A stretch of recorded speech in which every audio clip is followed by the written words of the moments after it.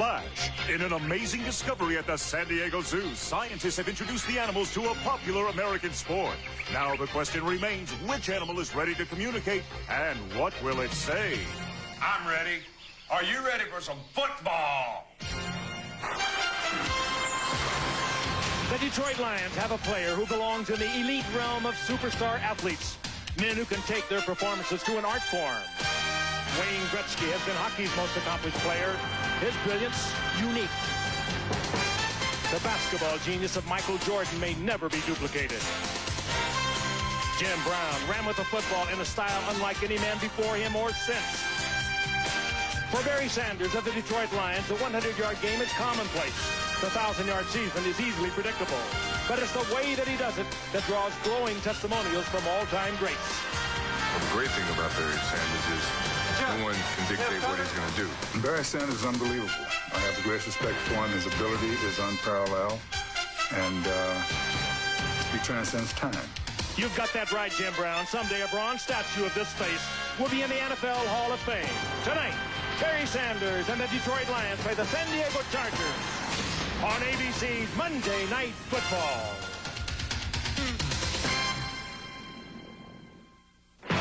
Stand by, San Diego.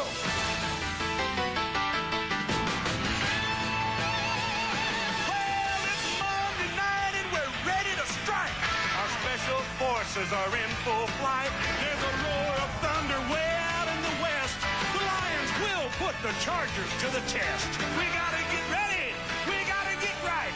Detroit invades San Diego tonight. So get ready. I mean, get ready.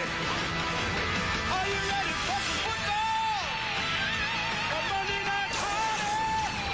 We got Frank and Al and Dan.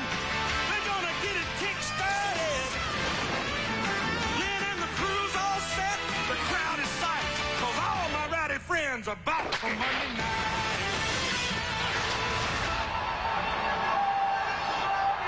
San Diego in Southern California on a Chamber of Commerce evening. The temperature 68 degrees, no wind, visibility unlimited. A perfect night for a football game in San Diego. Jack Murphy Stadium sold out tonight. Detroit Lions are making a rare visit to San Diego to meet the San Diego Chargers. Hello again, everyone. Frank Efford with Al Michaels and Dan Deerdorf. A wild scene here tonight. As we conclude Veterans Day, we'd like to welcome all the veterans to tonight's show and all of our armed forces, men and women from around the world. They're such a big part of our Monday Night Football audience. We're glad you're aboard. Interesting matchup tonight. Two teams that made the playoffs last year are struggling this year. San Diego was 5-4. They still think they have a good shot. Last year, they were actually 4-5 at this point, and they went on to win their last 5 games, and they did get to the playoffs. Meanwhile, the Detroit Lions are very similar. They were 4-5 a year ago, or rather 3-6 at this point, and they won their last 7 games to make the playoffs. So much optimism on the part of the Detroit Lions, and maybe part of that optimism, Al, is that they're getting healthy defensively, and they're one of the great players ever to play this game in running back Barry Sanders. And also they get their quarterback back tonight as well. Scott Mitchell, who missed last week's loss to Green Bay with a rib injury. But it's getting to be an old story in Detroit. Slow start, hot finish. Can they do it again? Their coach, Wayne Fontes, is on the hot seat in his 8th season. What else is new? Wayne Fontes is always on the hot seat. Wayne Fontes, if he has 9 lives, has already lived 7 or 8 of them. He is the National Football League's answer to Lazarus. Can he pull another escape act? It remains to be seen. If they lose tonight, you can just about write the Lions off as far as the playoff picture is concerned. But if they win tonight on the road in San Diego, they get back to 500, and they have 4 of their next 5 games in the friendly confines of the Silver Dome. So Detroit tries to get hot, and San Diego tries to stay hot after that 3-game losing streak. They try to make it 2 wins in a row tonight. Yeah, at least they snapped that thing last week, Al, with that win in Indianapolis. And the good news for the San Diego Chargers is that they're starting to get healthy. They have 3 starters returning to their lineup tonight. On defense, cornerback Dwayne Harper. And on offense, it's center Courtney Hall, the leader of that offensive line. And they're getting back their offensive leader, quarterback Stan Humphries. Stan dislocated his shoulder 3 weeks ago in our Monday night game against the Raiders. He will wear a harness tonight, but it's on his left shoulder, his non-throwing shoulder. They need all the help they can get offensively. They're just about the worst rushing team in the NFL. Defensively for the Chargers tonight, we have an absolutely dream matchup. We have the best middle linebacker in football, Junior Seau, who is going to shadow Barry Sanders everywhere he goes on the football field tonight. It just can't be any better than that. Right now down on the field, though, Lynn Swann has the coach of the Detroit Lions, Wayne Fonts. Thank you very much, Ken. Wayne, back in 1979, the Rams were 4-5. They went to the Super Bowl. They're the only team that had that record after 9 games to go there. Your team begins that challenge tonight. Emotionally, what do you tell them to get them prepared to accept it? What I told them right now is our time to make a charge, Lynn. Last year at this time, we were 3-6. We won 7 games in a row. We prepared for this football game. It's going to be a great football game. We're finally getting healthy. If we can go not turn the ball over, don't make those mistakes on defense, we have a chance. Physically, what do you have to do? Is it Barry Sanders that has to carry the load, the passing attack, or the defense? Without a doubt, we have to give the ball to Barry Sanders at least 20 times a night, 25 times maybe, and we have to go downfield to Herman Moore. We do those 2 things, we'll win this football game. Coach, thank you and good luck to you. Thank you, Lynn. Al? All right, thank you, Lynn. And again, as always, in a Detroit game, Barry Sanders, one of the keys as the pregame festivities conclude here with the coin toss on Veterans Day. Referee tonight is Dale Hamer as we conclude another week of action in the National Football League, where AFC teams have had a great deal of success against NFC teams. In fact, in the only interconference matchup won by the NFC yesterday, with San Diego winning the toss here, Tampa Bay defeated Oakland in overtime. In every other matchup, the AFC team won. If Detroit against San Diego sounds odd in terms of a pairing, it is. These teams have gone the longest of any 2 teams in the National Football League without meeting. Until tonight, it's been 12 years. 1984, the last time that the Lions faced San Diego. It's only the 6th meeting in history between these 2 teams, and the home team has won every encounter. Detroit 3, San Diego 2. You had to look at Scott Mitchell, the quarterback that will return for Detroit tonight. He had a rib cartilage injury in practice week before last. And, Dan, I know you've had it. I've had it. It's not a life-threatening thing, certainly, but it is one of the most painful things that you can have happen to you. And it usually takes about 3 weeks to heal, and you kind of wonder if he can go out there and really throw the ball hard. And a normal occurrence for someone who has that muscle pull in the rib cage is to have it anesthetized, is to have a block. And as I understand it, Scott Mitchell is not having that done. He is going without a painkiller tonight. He's going to see how that works for him, and we'll have to monitor him closely the first couple of times he really rears back to throw the ball. One hard throw, and Scott Mitchell could be out of the game. It's just that simple. Andre Coleman to run back the kick. Jason Hansen to boot it for Detroit. A vital game for both teams. The Lions trying to stay alive and get to 500. San Diego trying to go 2 up at 6-4. And here we go from San Diego on a balmy night. The kick taken a yard deep into the end zone by Andre Coleman. Behind a phalanx of blockers, he gets knocked down at the 19-yard line by Tom Beer. And that's where the Chargers will begin their initial drive. We were here 3 weeks ago tonight, watched Stan Humphries separate his left non-throwing shoulder on the hit by Chester McLaughlin. And back he comes tonight. They use 1 running back in their normal sets. It's Leonard Russell to start, then Mitchell and Papuna the tight ends. Martin and Jones are the wideouts. And up front, Parker, Moulton, Courtney Hall, who's been hurt, is back in the lineup. Cucuzzo and Birdie. Courtney Hall, the center, one of the very best in the league. Humphries on a deep drop, sets up a middle screen to Leonard Russell for a first down and a lot more as he gets taken out of bounds at the 42-yard line by Corey Raymond. So an auspicious start for San Diego on a 22-yard pickup on a middle screen. Let's take a look now at the Lions defense. For Shea, Henry Thomas, the ex-Viking. Ellis is back. He's been hurt, and Scroggins has been hurt as well. He's back. London, Pepper Johnson, the ex-Giant, and Reggie Brown, one of their 2 first-round draft picks, the linebackers. McNeil, Raymond, Malone, and Blades are the safeties. Ryan McNeil with 5 interceptions, all coming in his last 6 games. Here's Leonard Russell seeking room, and he takes it to the 50-yard line. And Dan mentioned at the top, the Chargers with just about the worst running game. It was the worst going into the weekend, and right now they're only better than the Saints in yards per game. And by what, 1/10? Right. If we're talking about the length of a football. Are the Chargers not in 30th position in the NFL? This is a good start, though. A good solid hole to the right side for Leonard Russell, averaging just over 3 yards a carry. And Leonard, a big part of the game so far here in the beginning for the Chargers.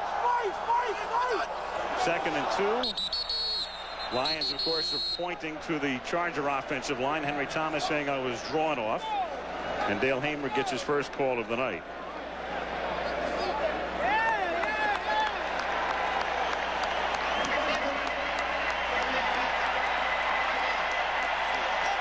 They were not drawn off. It'll be a first down, a 5-yard pickup to the 45-yard line of Detroit. Jim Eddy, the Lions defensive coordinator. Number 98. Number 98 is Henry Thomas. He's the player that's cocked right there. And no question, Henry starts the charge for the Lions. Nobody even flinched in a blue jersey and way across the ball making contact. From the 45, Humphries, a little swing pass to Leonard Russell, drops incomplete, and it will be 2nd and 10. Now, Russell did not give Humphries much of a target. He didn't belly that at all and give him some kind of an angle to which to deliver the ball. And there is Leonard Russell, who got off to a good start. One of the concerns with Russell is he will fumble the football on occasion. This ball, it's really difficult for a quarterback to throw that right straight away from him. You have to give him a little better angle than that. Leonard almost gave the impression that he thought there were 3 other receivers that were in line to catch that before the quarterback might come to him. 2nd and 10. This is Terrell Fletcher to the left side, and nothing there. He is stopped at the 45 by Corey Raymond. They started with Russell. They have Terrell Fletcher and a rookie by the name of Freddie Bradley, who's active tonight. And the Chargers have inactivated Aaron Hayden, who had been their number 2 running back. Well, Fletcher's coming back from a bad ankle, and they would like to see a lot of him. He was a 2nd-round draft pick a year ago. He's got a lot of agility and some good quickness, but he has been hampered by that ankle, and he is pretty much 100% now. That guy we glimpsed on the sidelines, that's Freddie Bradley. He will play tonight. They're hoping he creates some type of a spark for this running game. Lions almost jump again, but get back. It's 3rd and 10 off a long count by Humphries, who takes the play clock down to 2. And the pass is caught, but only for a 6-yard pickup, as Charlie Jones, the rookie from Fresno State, is stopped at the 39. So you're looking at, if they want to use Carney here, one of the best in the league, 56-yard field goal attempt. And instead they send in Darren Bennett to pooch punt it. Carney's career best is 54, so I think this is a wise choice, particularly off grass. Charlie Jones in a game played by Giants, a small man, hanging in there at 5'8", about 160. Darren Bennett lofting one to about the 19-yard line, and it's fair caught there by Glenn Milburn, and that's where the Lions begin their first drive. 2 minutes, 48 seconds into the game. No score.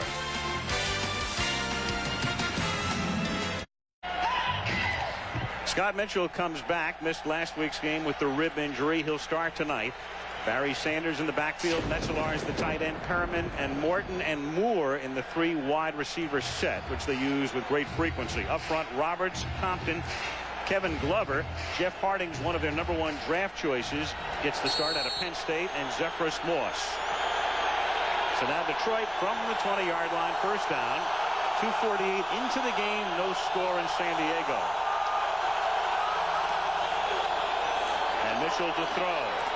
Good protection, and then it's dropped at the 25-yard line by Pete Metzelaar, who's played more games as a tight end than any tight end in the history of the NFL. Let's take a look at San Diego's defensive unit, coming off a terrific performance last week in Indianapolis. Mims, Perella now starting in place of Sean Lee, Reuben Davis, and Marco Coleman up front. The linebackers, Bush, Kurt Gouveia came over from Philadelphia, and the great Junior Seau. In the secondary, Harper's back after a hamstring pull. Shaw on the other side, Harrison and Ross are the safeties.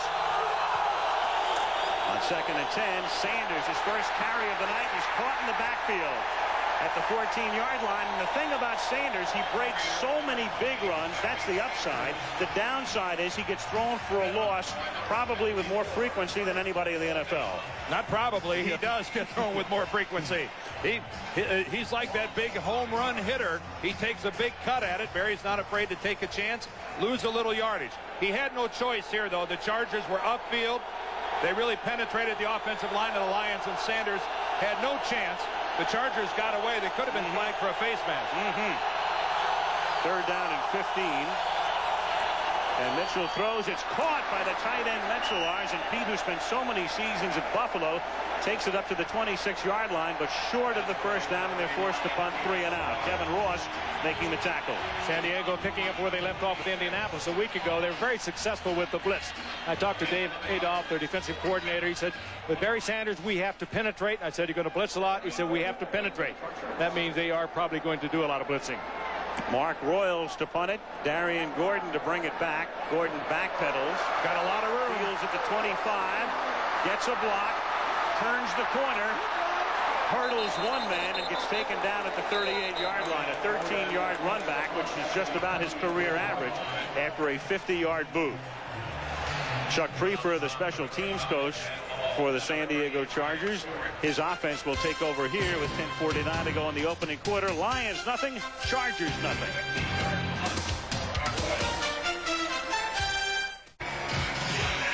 That shot provided by the Goodyear Blimp Eagle, downtown San Diego, about a 15-minute ride from here, except on game night when it's more like an hour and 15. But a beautiful night in San Diego. Early first quarter, no score. Chargers have it for the second time. First down at their own 37-yard line. 4-man rush and a quick pass to Tony Martin, who's caught 10 touchdown passes this season. He picks up 3. Corey Raymond, the corner, makes the tackle. It'll be second down and 7. Watching Stan Humphries, he's not inhibited at all in throwing the ball. As we look at Tom Moore, the offensive coordinator with Scott Mitchell, but he said he's wearing that brace that holds it down, and he looked at me and he said, like you guys used to wear in the old days. It is. And it is inhibiting, though. It's a brace, and it's a design from the 20s. They've not found a way to better that brace. It's still effective. Here's Terrell Fletcher, and Robert Forshea is able to slow him down, and then he is finished off by Tracy Scroggins. Great play by Forshea. And there's something else that's lasted since the 20s. Play the game in the other team's backfield, and you'll throw them for a loss. Right. And it'll be third and long as we get a word from Lynn Swan. Lynn? You know, I talked to Stan Humphries before the game about that brace you were talking about, and he said he's still getting used to it. He says it restricts him from lifting his left arm up, but the most restrictive thing is when he tries to throw back to his left and has to turn his entire body. I think that's why he's been floating him short a little more to the right, Al. All right, we'll keep an eye on him, Lynn, on third down and 14 after the 7-yard loss. And it's caught up at the 49 by Charlie Jones, enough for a first down. A veteran move by a rookie who knew exactly where he had to be. They had to pick up 14, and he picks up 15, and a first down to the dismay of Wayne Fonts. Well, he's a real fine fourth-round draft pick, and he makes great cuts, and this will tell you something about how strong Stan Humphries' arm is. This is on a string, and he had to. With a deep out, you have really got to put something on it. And I think Font's dismay was directed towards Corey Raymond, his cornerback, wondering why he's giving a rookie that much cushion. Right. On a third and 14, they get 15 at the 49-yard line. Terrell Fletcher gets into Detroit territory, and a hard-earned 6 yards to the 45-yard line. Benny Blades cuts him down there. One thing that may well help the Chargers run game tonight, Courtney Hall, their veteran center, is back. He has missed about 3 weeks and with a very sore shoulder. A shoulder probably will require surgery, and a very bad knee, but he is in there at center. He is the quarterback of that offensive line. Second down and 4. Good look at Courtney. At the 46-yard line, Fletcher through the middle, and he's taken down there after a minimal pickup.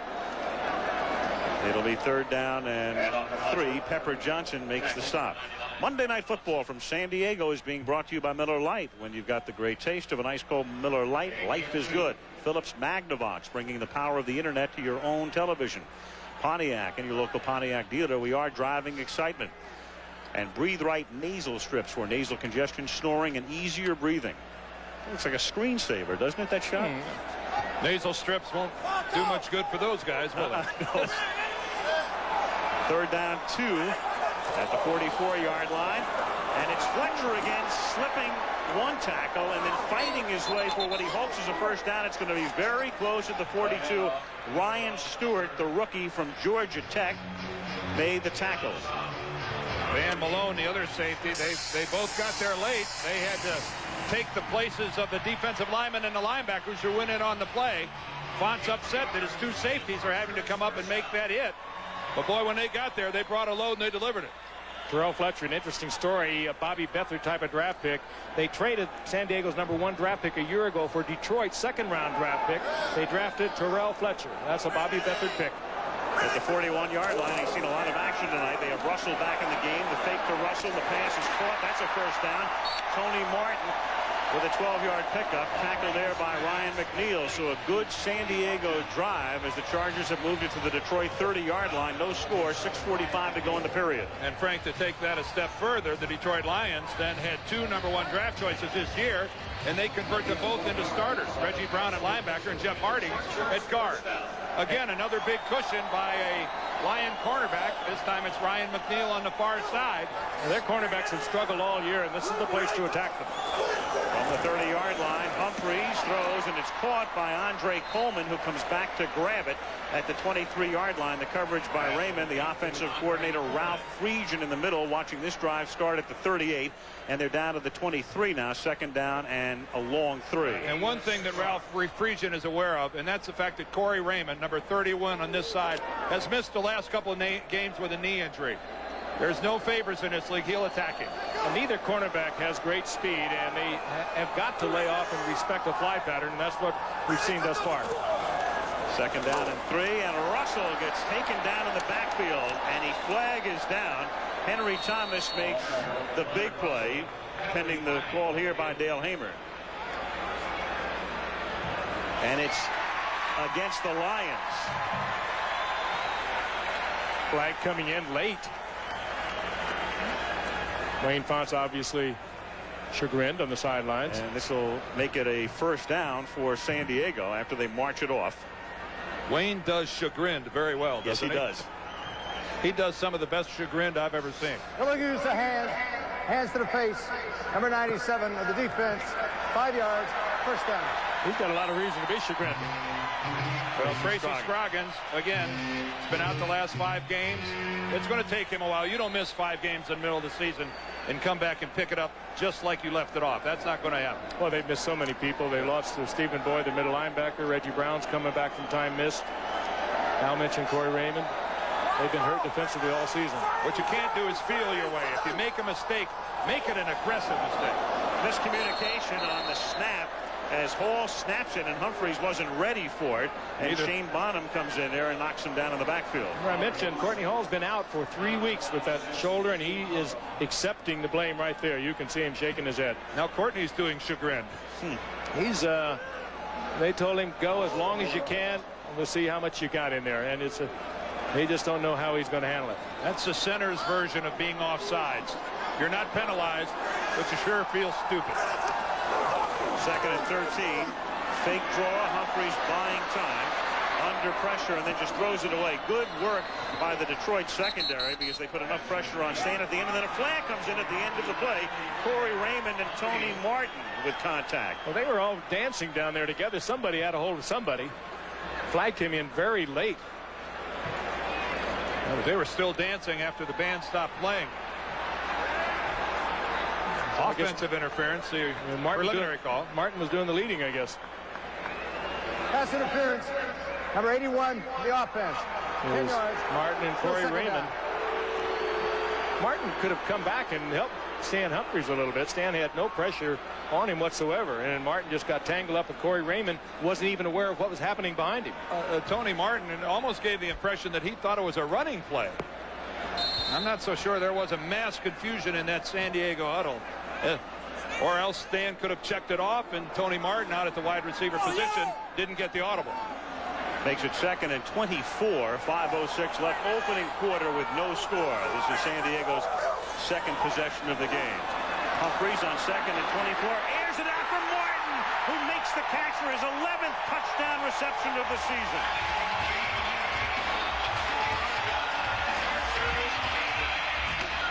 Oh, and what a shot by Stan Humphreys. Martin on a simple fly. He has great speed, and give him a lot of credit. Over the past few years, he has developed superb hands. Going against Ryan McNeil. Look at Martin with a little move to the outside. McNeil with a lot of respect to the outside move. We've already seen Humphreys go out there.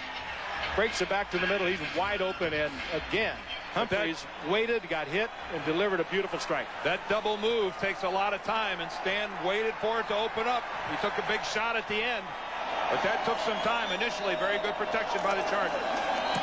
Carney for the point after. We put up the graphic that shows you that San Diego is the only team in the league to score in every game in the first quarter this season. They've done it again. 5 minutes to go in the period. Humphreys pays the price, but San Diego leads 7-0.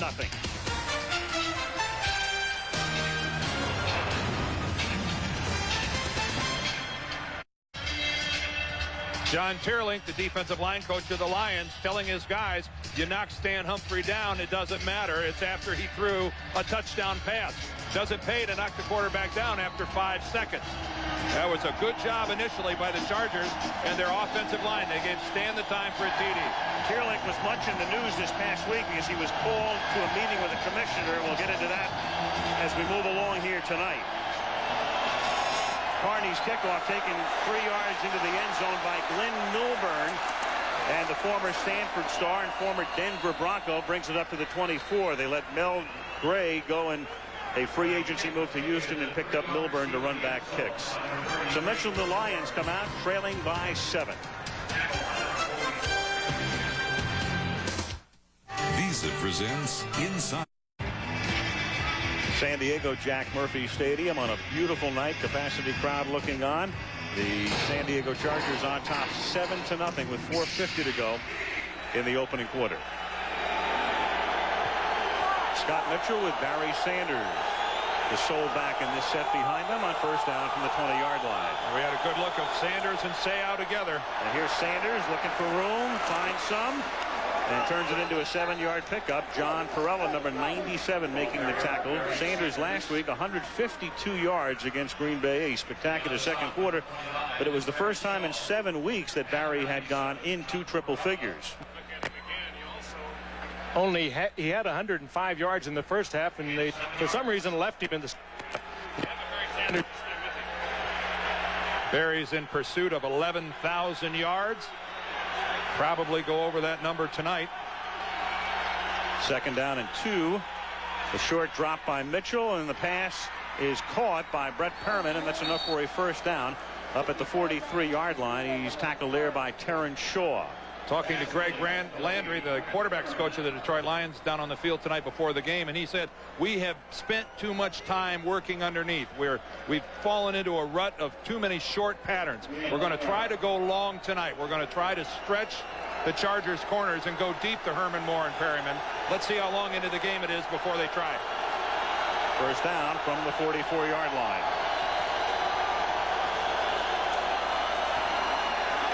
Mitchell. Perriman again. He goes back to Brett, and the former Miami star is out of bounds at the 46. And a look at Greg Landry, who was the last Lion quarterback named to a Pro Bowl in 1972. And as a coaching vacancy has opened up at the University of Illinois, where Greg has coached before, almost certainly his name will come into play. It just did. It just did. If it hadn't. It already has. The last quarterback in the Pro Bowl, Greg Landry. That's a long time ago, folks. 24 seasons. First down at the 45-yard line. Mitchell. And Mitchell guns one incomplete, intended for Johnny Morton. He's covered by Darian Gordon. It'll be second down and 10. Mitchell read blitz at the line of scrimmage, and San Diego got out of the blitz, and that was good coverage. Well, they took a shot. That's what we were talking about that Landry said they wanted to do. They go to the slot receiver. Darian Gordon, though, up to the coverage.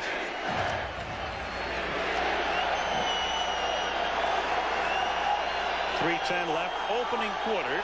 Chargers leading 7-0. Second and 10. Sanders to the short side of the field. And Barry fights his way to the 40-yard line, out of bounds at the 39. Kurt Govea making the tackle. Barry Sanders making his second appearance in this stadium. He has not appeared here as a member of the Lions, but he did have a tremendous night in the Holiday Bowl in 1988 for Oklahoma State against Wyoming. He's just a few yards short of an 8th consecutive 1,000-yard season. No one in the history of the NFL has ever done that. How's it possible that he and Thurman Thomas were teammates? Yep, and Thurman Thomas has a chance to go over 1,000 yards this year for the 8th straight year. How can that much talent be in one place at the same time? 3rd down 4 at the 39-yard line. Mitchell hit as he throws, and it is incomplete. And a flag comes in at the end of the play. Herman Moore and Dwayne Harper, the receiver, and the coverage. Well, even though that was just kind of thrown away by Scott Mitchell, there was a lot of contact between Moore and Harper. Holding. Defense. Number 28. 5 yards. First down. Bobby Well, Ross that ball was really just kind of thrown away, but Dwayne Harper, you watched on number 28. Dwayne Harper was coming back from a severely pulled hamstring. Now, the outmove on Moore, and he just grabs him. Even though Scott Mitchell was in a lot of trouble, threw the ball away, the official was right there. And there's Mitchell, and he gets hit and falls. But, you know, actually, that's a pretty good penalty by Dwayne Harper, because that move to the outside by Herman Moore had beaten Harper so badly that Moore was going to be all by himself, and it might have been a touchdown. Sometimes as a DB, you're forced to just take your lumps and take the penalty. From the 34-yard line, Mitchell going deep, and again the coverage is good, but maybe too good. Mitchell went down, and Brett Perriman, the intended receiver, tangled up with Terrence Shaw. Good coverage by Shaw. And we're going to have interference against the Chargers. Well, it is Perriman and Shaw locked up on the sprint down the sidelines. Let's take a look. Pass interference. Defense. Number 29. First down. They're going to call it against Shaw. He was riding Perriman and kind of forced him to the outside. Bobby Ross is not going to like this. Perriman, number 80, makes a move to the outside. Shaw, you can't put that hand out. And it's so obvious. You can only make that contact within 5 yards of the line of scrimmage. Terrence Shaw, if he acts upset about that, that'll get a flag 10 out of 10 times, Terrence. The crowd can boo and he can moan and Bobby can frown. That will get the flag every single time. And it's a 30-yard penalty. First and goal from just inside the 5, and they give it to Barry Sanders. And he takes it about halfway to the goal line, where he's tackled by Junior Seau. It'll be 2nd and goal from the 2. See, Frank, that's one of the byproducts of going long. It's not necessarily a completion every time. That interference call is just as good as a completion. Look at Junior Seau. The best of what he does in this game, and he's getting healthy. Wards off the block, gets around the tackle. Beautiful swim move around the block of Moss. Classic. So quick. 2nd and goal. Sanders looking for room. Barry wills his way into the end zone for the touchdown. Yeah, there's more to Barry Sanders than just making people miss. There's a lot of power in those 5-foot 8-inch legs as well. Bounces off 2 tacklers to get into the end zone. Every time we get a chance to watch him in person, I quite frankly feel honored. One of the great ones ever to play the game, if not the greatest. You know, he does things other people can't do. Frank, that really sounds corny and sappy, and I couldn't agree with you more. Well, I don't care how it sounds. That's how I feel. That's the truth. I used to do that. You're not even close to that. Jason Hansen for the point after with Mark Royals to hold. Chargers get back onside. And Hansen knocks it. So Barry Sanders takes it in from the 2. 1:47 to go in the opening period. Detroit 7, San Diego 7.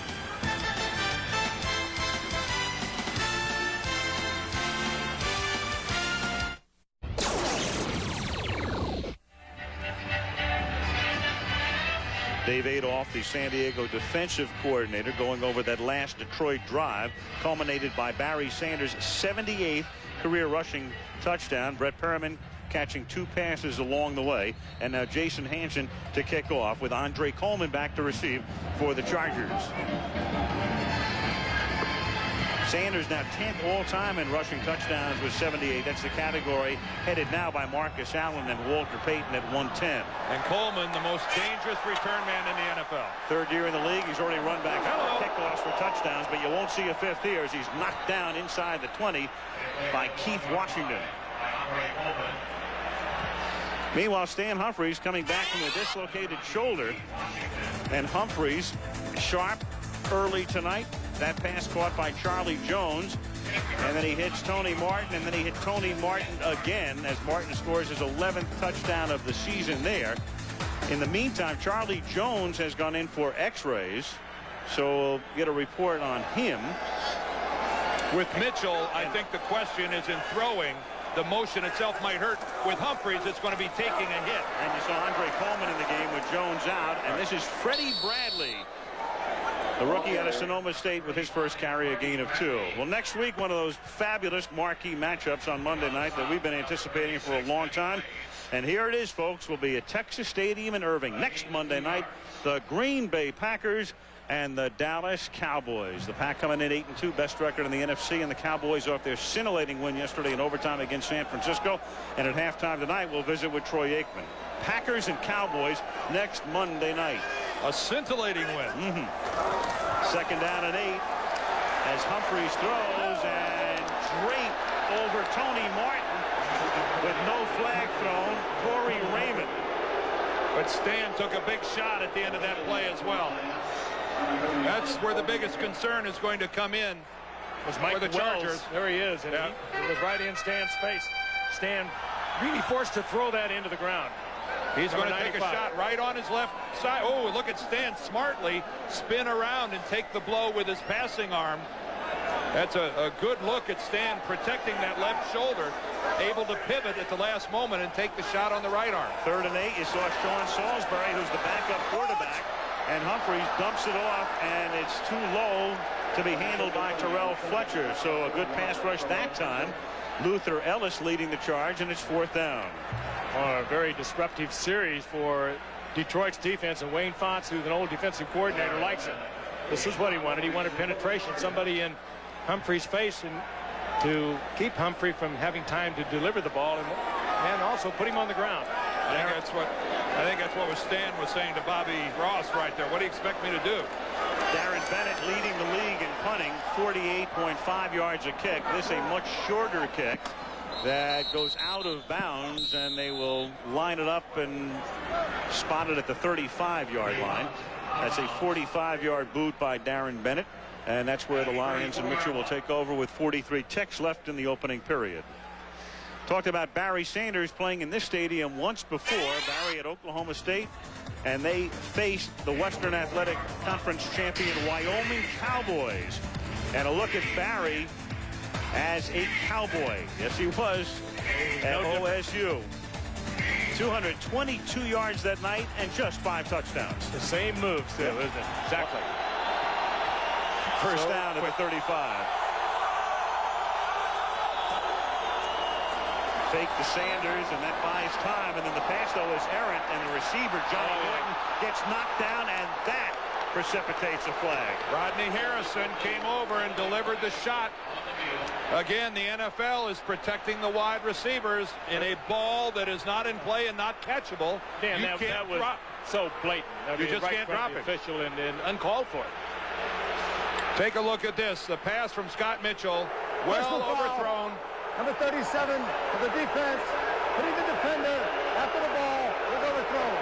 15 yards. Johnny Morton is just standing there in a defenseless position, and even though this is not what I would call a violent shot by Rodney Harrison, it's just not smart football. It's just not thinking it through. But it wasn't you getting it. Well, Frank, he could have hit him a lot harder than that. He hit him with his forearm. It was not a bright thing to do. No. Harrison, who was run over by Barry Sanders on Detroit's touchdown, crossed some 15 yards here at the 49. Barry looking for room and squirts his way to the San Diego 48-yard line. That's a gain of 3. Detroit tonight with 6 first downs, 3 via the penalty route. 2 pass interference calls on the last Detroit drive aided Detroit on its jaunt into the end zone. Talking to the Chargers defensive coordinator Dave Adolph about Barry Sanders before the game, and he was saying how quickly he can move, sometimes leaping with both feet, and almost as he comes down is accelerating once again in just the opposite direction. Nobody's ever done it like he does it. 2nd and 7 as the clock ticks down, and Mitchell just does get the play off, and it is incomplete. Johnny Morton, the intended receiver. And that is the end of the first quarter.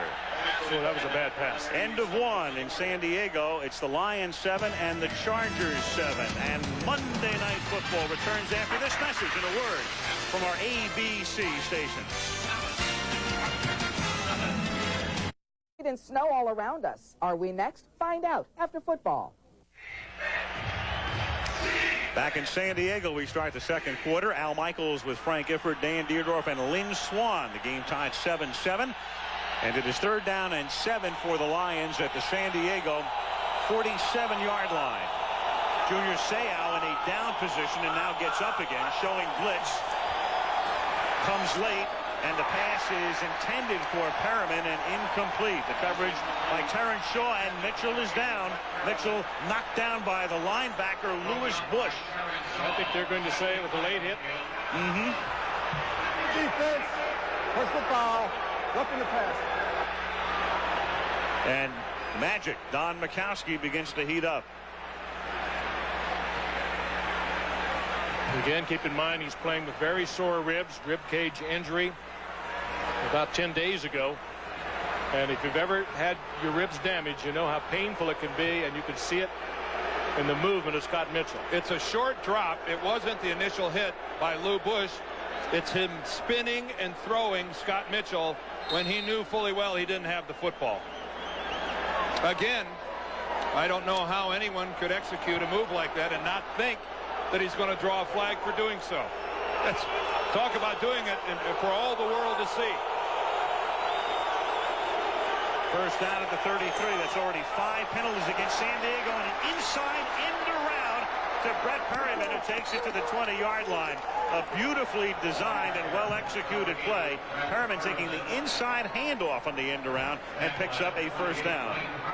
Well, when you have Barry Sanders play action fake on the left side and you have an inside handoff coming back to the right side, Barry Sanders is going to draw a lot of people. There goes Barry, and here comes Perriman. And the entire secondary had gone over to look for Barry Sanders, and a good pickup. Talk about a game of inches, though. Did you see how close Chris Mims was to making that play in the backfield? He had his hand on the receiver and couldn't get it. 2nd and 13. Mitchell under pressure, throws, hits Herman Moore. Breaks a couple of tackles and picks up 9. He's tackled there by Kurt Govea. So Moore, who came into this weekend leading the league in receptions at 63 and set an NFL record last year, has been quiet tonight until now. His first reception, oddly enough, just a little 3 or 4 yard Scott Mitchell in trouble pass. Herman Moore is the man they really have got to get the ball to, particularly on a blitz or something. This guy is 6'4". He is a former ACC high jump champion. And if you're familiar with this game, you know he is truly one of the great receivers in the game. You've got to get him the ball. The best down in football, 2nd down and a foot. And they give it to Sanders, and Barry Sanders in again for the touchdown. Best back in football. That is good work by Barry Sanders, but that's even better work by the Detroit Lion offensive line. That is just an explosion into San Diego's secondary. Robertson, Compton, and Glover, Hardings, and Moss. They just destroyed the Chargers defensive line on that play. And Dan, they hadn't even, with the 3 wide receivers, they hadn't even moved their linebackers out. The linebackers were taken out of play also. Look at Govea being taken away. Well, hit there by Eric Moten. Mike Compton got right down in there, and he makes a play on the nose guard. Then he comes off and hits Govea. Quality work up front by the Lions. Hansen for the point after. And the Lions again aided by San Diego penalties.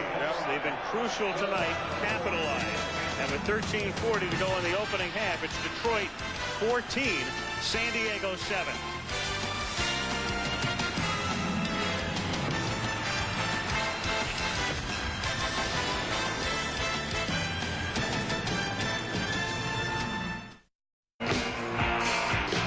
Charger defensive unit. They've been shredded on the last 2 drives. Detroit on top 14-7. Tom Moore with a well-conceived drive. I love that end around, and that set up a Barry Sanders touchdown. He's been into the end zone twice tonight. 79 rushing touchdowns in his illustrious career. And Andre Coleman back to receive Jason Hansen's kick. And he had a pretty good scare there because it looked like Mitchell was really hurt when he took the late hit from Bush, but he was able to hang in there. Didn't even have to come out for a play as Coleman takes it at the goal line. And Coleman, with some nice blocking set up, gets taken down up at the 25-yard line. The tackle made there by Corey Schlesinger. Little scrum breaks out. No flags. We can take a look at what we've got coming up this weekend in college football for you. Penn State against Michigan. The 11th ranked Nittany Lions against the Wolverines, licking their wounds after the loss to Purdue. Then, yes, I had to bring that up. And then Ohio State #2 against Indiana, North Carolina against Virginia, UCLA, Arizona, Oklahoma, Texas A&M, regional action. Arizona State is off this weekend. And Lynn and I are out of the mix, obviously. From the 25-yard line. Humphreys, a nice duck move there to avoid a sack, and then slides to a halt at the 29-yard line. Antonio London nearly had him, and then after Robert Porcher came in and almost had a sack. And don't you know, it was deja vu for Stan Humphries. It was going into a slide like that in the Raider game when Chester McLaughlin landed on him, and that's what separated Stan's shoulder 3 weeks ago. Good move right here to avoid the pass rush. Ducks under Porcher. Looks downfield, nothing happening there. Takes off, and Bobby Ross's heart is right at his throat. 2nd down and 6, and it's Leonard Russell to the left side. Russell bangs his way for a first down up to the 37-yard line. He's tackled by Pepper Johnson. And you can see on the Charger helmets there's a disc, that little number 22 on each of their helmets, all in the memory of Rodney Culver. And you take a look at San Diego and the problems they've had in their rushing game. Rodney Culver, of course, was a backup running back, and he and his wife were killed in that tragic value jet plane crash. And there it is, the disc number 22 in memoriam. Rodney Culver, a great guy, and a terrible tragedy for this team. And a tragedy for this team when you consider they lost a player the year before, David Griggs, killed in an auto accident. On first down, the tight end, Shannon Mitchell, makes his first catch of the night.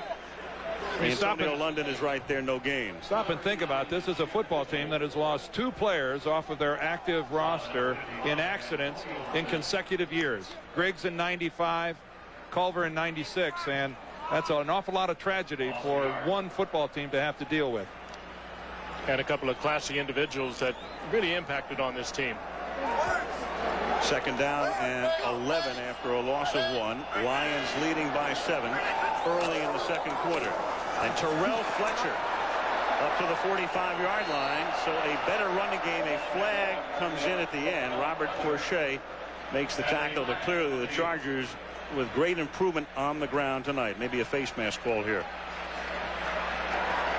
5-yard face mask on the tackle. 5 yards.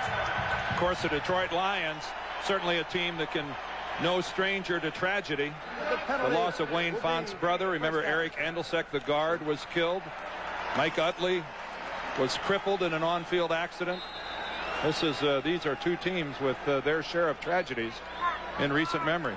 You can see a very blatant call, and the official right on top of it, and it'll be a first down pickup for San Diego. First down at the 50-yard line. And they give it to Russell. And Russell picks up 6. Remember, they got rid of Natron Means. They talked about team chemistry, and they purged Means, and Ronnie Harmon was let go as well. And they picked up Russell. He was the #1 pick as a running back in the draft 5 years ago. But here's a guy who's played with 4 different teams. And when you move around that much, well, they think of you as damaged goods. Well, he had that 1 year at New England, 93, I think it was. He had a 1,000-yard season, but that's been about it. You're right, Al. He wasn't the kind of person you would expect to replace a Natron Means. 2nd down and 4. Humphreys, the play fake, and then guns one to the tight end. That's James May making the catch on a first down at the 32-yard line. Pepper Johnson makes the tackle after a gain of 12. Well, it's a play fake that actually means something because they've had a couple of successful running plays back-to-back. You know, play action for the Chargers is relatively meaningless when you're the worst rushing team in football. What's the use of faking a run? Nobody knows it's a threat anyway. But at least they've had a couple good runs here, and they're able to set up the completion to May. If this team could just get back to successfully running the football, they'll make a quantum leap. Here they go again, and they're getting back to just that as Russell loses the ball, but he was out of bounds, tackled by Benny Blades, and Bobby Ross watching Leonard Russell run the way he hasn't run in weeks. There's Ralph Friedgen in the middle, their offensive coordinator. He knows if this offensive team can successfully run the football, they'll make it into the playoffs, and they'll be a factor in the playoffs. If they do not run the football for the balance of this season, they might as well go home now and decorate their Christmas trees. Jim Mills with a good block out in front, and Russell with a good pickup. But and you can run the football, and that's what the Chargers do. Their basic pass offense is play action, and it means nothing unless you can run the ball. Russell averaging 8.5 yards per carry tonight, and now Terrell Fletcher comes in as a change of pace, and he picks up 5. So they sit down Aaron Hayden, who had been the #2 running back, and they thought might be the guy to supplant Means. It's been Russell tonight, it's been Fletcher, and a little bit of Freddie Bradley. Russell, pretty good average tonight. Leonard banging him in there for an 8.5-yard average. It's the offensive line now of the Chargers that's starting to assert themselves. They've got the Detroit Lions defensive line back on their heels a little bit. They made a switch up front. Joe Kakuzo going in at right guard for Isaac Davis. There's Kakuzo on the pull. 2nd and 6, and here's Fletcher. And he takes the ball to the 15, setting up a 3rd and 3. Pepper Johnson making the tackle. One other player that the Chargers got back for tonight's game was their tight end or their H-back Alfred Pupuno, and he's a good receiver down inside into the red zone. And he has been in and out of the lineup with a pulled groin muscle, but he is healthy tonight. And he is also a good addition to this offense, a good addition to their run game. I want to see Alfred catch a touchdown pass tonight. He does that where he twists the coconut or whatever. Alfred from Tonga. Shakes a Mai Tai, I think, is what he's doing. Oh, you think that's what he's... Timeout. Could be. San Diego. That's why I hope he gets in, too. I think you're full of it. That's what I... 3rd down and 4 with 8:43 to go in the opening half. Detroit by 7.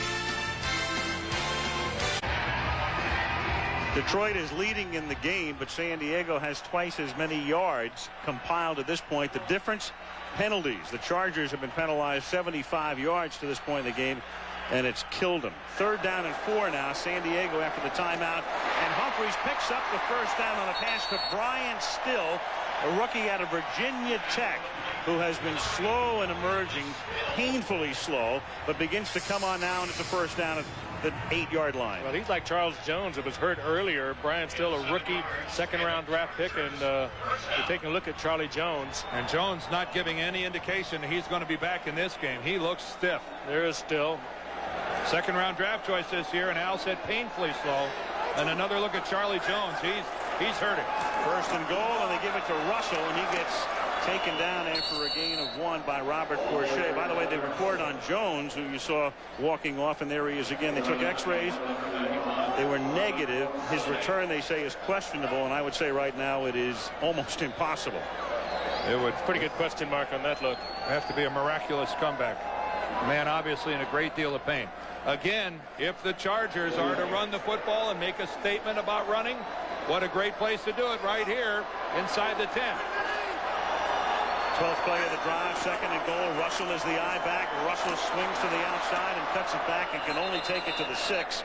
Porcher makes the tackle. A look of frustration on Ross's face. 3rd and goal with 7:20 to go in the half. Not a very effective statement, and out comes a couple of extra wide receivers, and they're obviously going to put it in the air. Well, this whole defensive scheme of Detroit is based on penetration of that front 4, getting upfield, getting into the blocking lanes, tripping people up, making them avert their courses. That's exactly what Robert Porcher did that time. He was so far upfield, he destroyed the play all by himself. Stan wants to think it over, and the Chargers are going to take a timeout. San Diego taking a timeout. 3rd down and goal at the 6, and they've taken 2 on this drive with 7 minutes to play in the half. Lions by 7.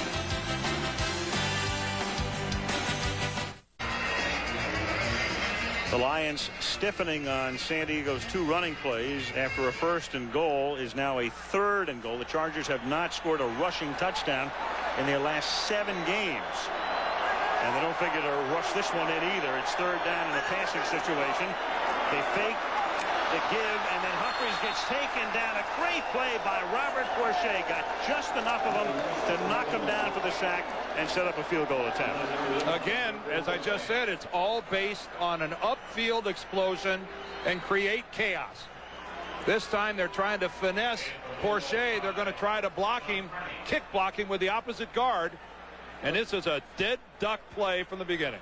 Well, Dan, I don't quite understand the play action fake. I mean, that just took time. You got rid of a blocker with the fake, and they left Porcher all by himself. Then they tried to roll right around him. They're going to try to bring the guard all the way across the formation and block him. That's not going to work. 29-yard attempt by Carney, and they settle for 3.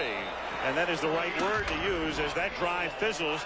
Not only did they have to settle for 3, and Humphreys gingerly walks along the sideline, they had to burn 2 timeouts. 14-10 Lions. In that, Al. When they say you got to see this, are they talking about the show or Daisy Fuentes? Well, among the things you got to see next Monday night's game, Green Bay and Dallas. And a good one here tonight as Carney's kick is taken at the 2. Glenn Milburn up past the 20, the 30, and a great run back out to the 40-yard line for Milburn. Monday Night Football from San Diego is being brought to you by Pepcid AC Acid Controller. You can be heartburn-free with Pepcid AC. Radio Shack. You've got questions, we've got answers. And Ford Escort. It's new and it's nifty. Made for the smart, the intelligent, thrifty. Injured Charger is Eric Castle as he is shaken up.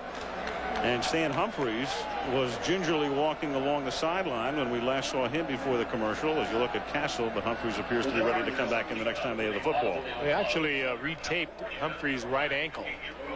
He wasn't complaining about his shoulder that's in the harness, his left shoulder, but they did do a new tape job on his right ankle.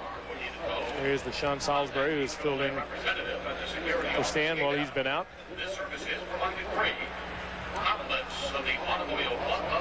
And again, the importance of this game magnified as you look at Stan's numbers on the night. Detroit, again, digging themselves a hole. The hole right now, 4 wins, 5 losses, and 3 straight defeats.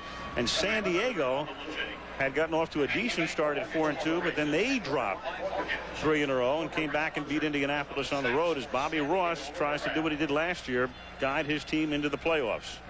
As Wayne Fonts is trying to do. They actually came in at 3-6 and then won the last 7 games and got into the playoffs. These two teams in some respects have an awful lot of similarities, and their ability to put together a real rush in November and December. Not to the extremes, though, in San Diego that it is in Detroit. Wayne Font's December record is extraordinary. And 2 coaches who are always, well, in Fonts' case, seemingly on the hot seat. In Ross's case, rumors for a couple of years swirling around Bobby that he wants to return to the coaching ranks. We talked about it last night with him. Coaching ranks. Right, the college ranks. They talked about him going back to Georgia Tech. Now they're talking about him in regard to Kentucky. But he denies that, and he said, hey, look, I'm going to finish out my deal here. And that runs through 1999. Meanwhile, this weekend, teams with the poorer records beating teams with the better records, and you can see it happened in 8 different games. And if Detroit wins tonight, it would be a 9th this weekend. You know, I had the honor this weekend of watching football yesterday, Al and Dan, with Pete Rozelle, who has retired and lives up in Rancho Santa Fe. And it must have been interesting for him to look at what he created over the 30 years as commissioner. And I know he'd never say it, but he was the architect of a great sports institution, the NFL. And it was a great day and a great opportunity for me to spend some time with him. And he really enjoys his football. Yeah, we think a lot about Pete. He was a wonderful man. And there is Bobby Beathard. And Eric Castle, you know, this is moving into an area now where normally a guy is up and moving by now, and now he's finally into a sitting position. And boy, that's a good sign. Rubbing the back of his neck. He was moving his legs and everything, so that wasn't a concern. But you're right, Frank. All of us wish Pete nothing but the best. He's the I really enjoy you ever give him enough credit for what happened in this league. He watched about 5 different games. He has an entertainment center, and he was looking over here very well aware of what was going on in every game, and he was laughing and chuckling about it. But I know he has to feel a great sense of pride of what he did for this great game. So Eric Castle comes off the field with 6:17 remaining in the opening half in San Diego. The Lions on top 14-10. Again, these two teams have not met in 12 years.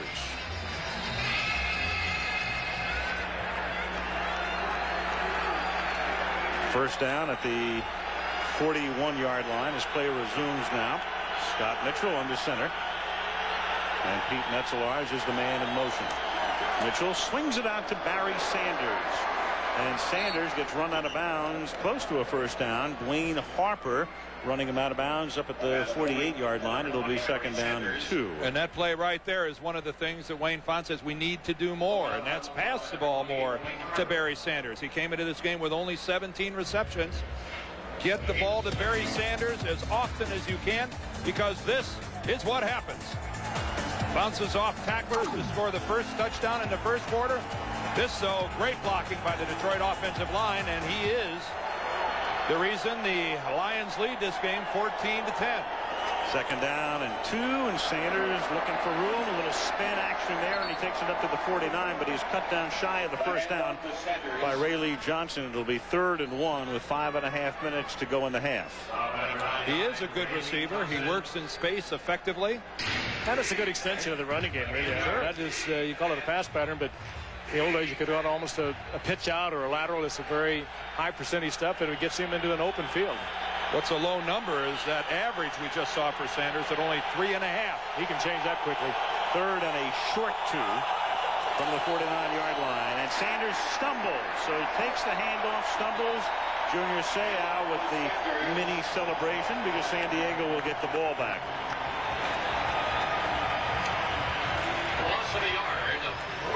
Well, San Diego just smothered this play. I got the feeling even if he wouldn't have slipped, he wasn't going to get much of anything. Chargers clogged that baby up pretty well. Mark Royals to punt it. Darian Gordon back to receive it. Calls for a fair catch at the 15, and that's where San Diego will begin its next drive. 4 minutes, 38 seconds remaining in the opening half. Sanders shaking his head, unable to get footing on the play, but the Lions still on top 14-10. So, Frank, what did you do this weekend? Oh, you want to know? Yeah. I had one of the greatest times I've ever had in my life. I had an opportunity to go up in the FA-18, kind of a salute to Veterans Day. And I was up at Miramar Naval Air Station, and they rolled out the red carpet, if you will. That's me in the back, by the way, guys. I hope. I had a little counseling. I had my G-suit on. It's an FA-18. I told Kathy it was a Bobcat. It is a Hornet. I was wrong. Somebody gave me the wrong information. But I'll tell you, guys, Dan, you're a pilot. And I know you'd have loved to do this. That's me back there, by the way. Sorry, Stan. As Humphreys throws, and it's caught by Terrell Fletcher on a backside screen. And Fletcher gets taken down after a gain of 13 on the first down up at the 28-yard line. Reggie Brown. And my pilot was Lieutenant Commander Scott Ryder, and with us tonight here as host Alex Spanos, the owner of the Chargers. He had about 700 servicemen to celebrate Veterans Day, and but I was so happy. They treated me royally, and very proud of the people in our military, as I said at the top of the show, all around the world, and they're big Monday Night Football fans. We hear from them, and we're glad you're with us, guys, every Monday night.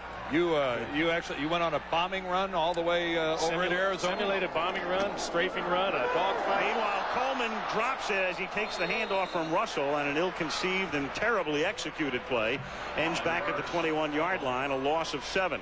Other than that, no major problems with that play. Other than that, it was perfect. Ill-conceived and terribly executed. Well, quite in contrast to the way the Lions ran their end around on the last drive. I hope your flight went better than this, Frank. And I'm very thankful. I even had a simulated ejection. They were going to invite you, Dan, but it doesn't handle. Stop it, Frank. What kind of wide body? Dan and I have home video of Dan and I in seats 4A and B on an American M80. Really? Well, a couple more plays like that, and Ralph Friedgen might eject from the press box. 2nd and 17, and he may eject right there because it's in Papuno's hands, and he drops it. 3rd down. We just talked about Papuno. Ordinarily, a sure had a receiver, a good receiver. They're thrilled to have him back. Well, that was well conceived, but poorly executed. So at least they got rid of the ill-conceived. Right. Now we just have back-to-back poorly executed. No more Quinellas. Now if we can just, and this is not where you want to go for the trifecta. Oh, sometimes the tough ones are when they're right in your hands. Reggie Brown, the rookie, was locked up on Papuno, and he's way in the trailing position. 3rd and 17.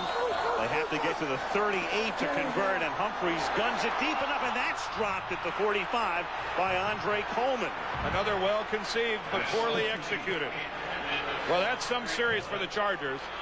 I'll tell you, 2 of them that should have been caught. Oh. Papuno should have certainly had his, and that one, you've got to catch that one. Stan can't put that ball in a better position. He didn't even smoke it. He just had a nice soft touch on it. Coleman was wide open. You're down 14-10. Those are the types of plays you just have to make. Darren Bennett to punt it. Lynn Milburn gets pinned near the sideline at the 34. A little slip move there, looking for room, and gets forced out of bounds after a 5-yard run back up to the 41-yard line. 2 minutes and 57 seconds remaining in the opening half, with the Lions on top by a score of 14-10. That's the Goodyear Blimp Eagles soaring high above San Diego Jack Murphy Stadium on what has been a spectacular weekend. And I can get you guys to ride on this. On the Goodyear Blimp? Oh, yeah. I've flown the Blimp. You know, it's almost as fast as that jet you went up in, too, Frank. It's a lot of similarities. Great in a dogfight. There's a guy who's great in a dogfight right there. Junior Seau in the defensive unit. First down, Detroit at the 41-yard line. Inside give. That's Johnny Morton on a similar play that worked for 13 before, and this time it works for 17 and a first down. Well conceived, well executed. Yes, that was the Quinella. That was both. Once again, Barry Sanders will attract a crowd. Just a little play action fake to Barry Sanders over the left side, and he attracts everybody. Well, give Mike Compton the left guard credit. He got out of there and tied up Chris Mims enough at the defensive end position that allowed the Lions to break, contain, and get to the outside. There he is, hiding behind that shield. Watch at the top of your screen. He's going to get right there and tie up Mims. Ray Lee Johnson, rather, number 99, the defensive end of that side, not Mims. Ray Lee Johnson. Here's Sanders, finds a hole, exploits it. What else is new? Inside the 35. First down, dragged down to the 31 off a Johnny Morton block with 2:27 to go to the half. Good look that time at Sanders' strength. He is about 5'8", goes about 203, 204 pounds, but he has enormous strength. Has a low center of gravity. Just pull away from tacklers. You know, built You ran out of similar superlatives. Well, built in a similar fashion to Emmitt Smith. That very low center of gravity, the enormous thighs, the powerful legs. 10 carries. Tough to bring down. This is his 11th carry of the night. He's gained 37 yards to this point and tacks on about 4 more as we tick down to the 2-minute warning. When play resumes, it'll be second down and 6 at the 27. Terrence Shaw makes the tackle. The 2-minute warning comes with officially $1:59 to play in the half, with Detroit leading San Diego 14-10.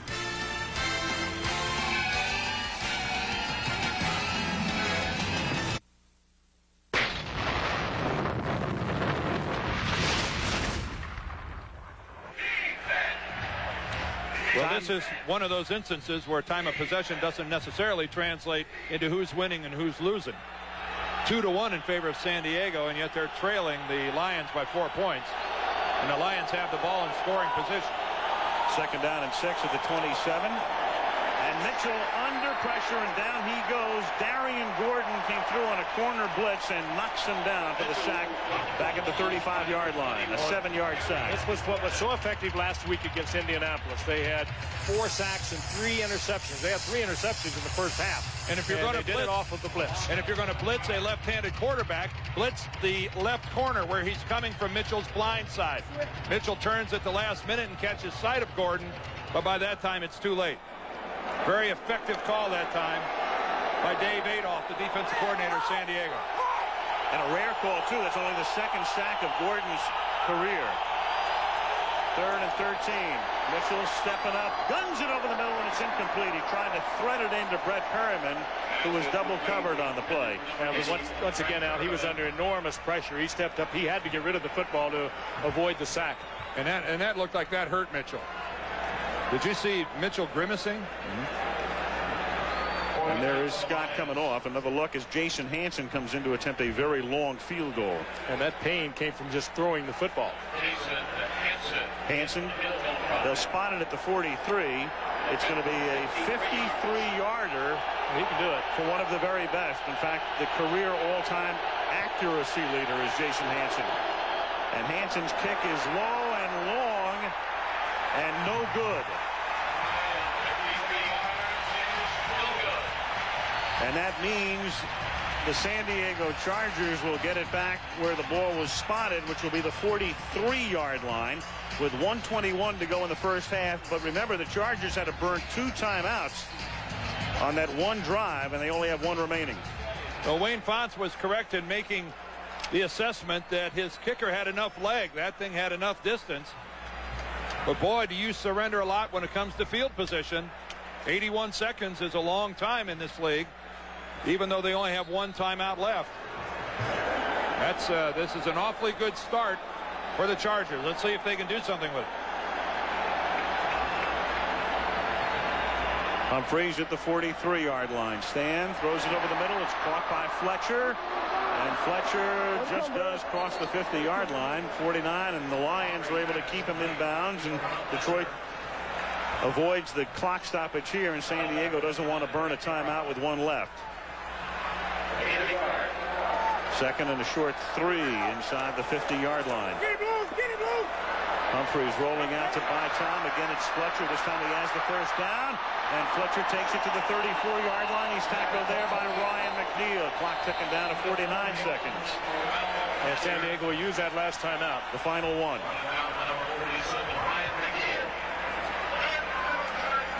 So 49 ticks to the half, 14-10. And let's get an update from New York. Here's Chris Berman. Chris.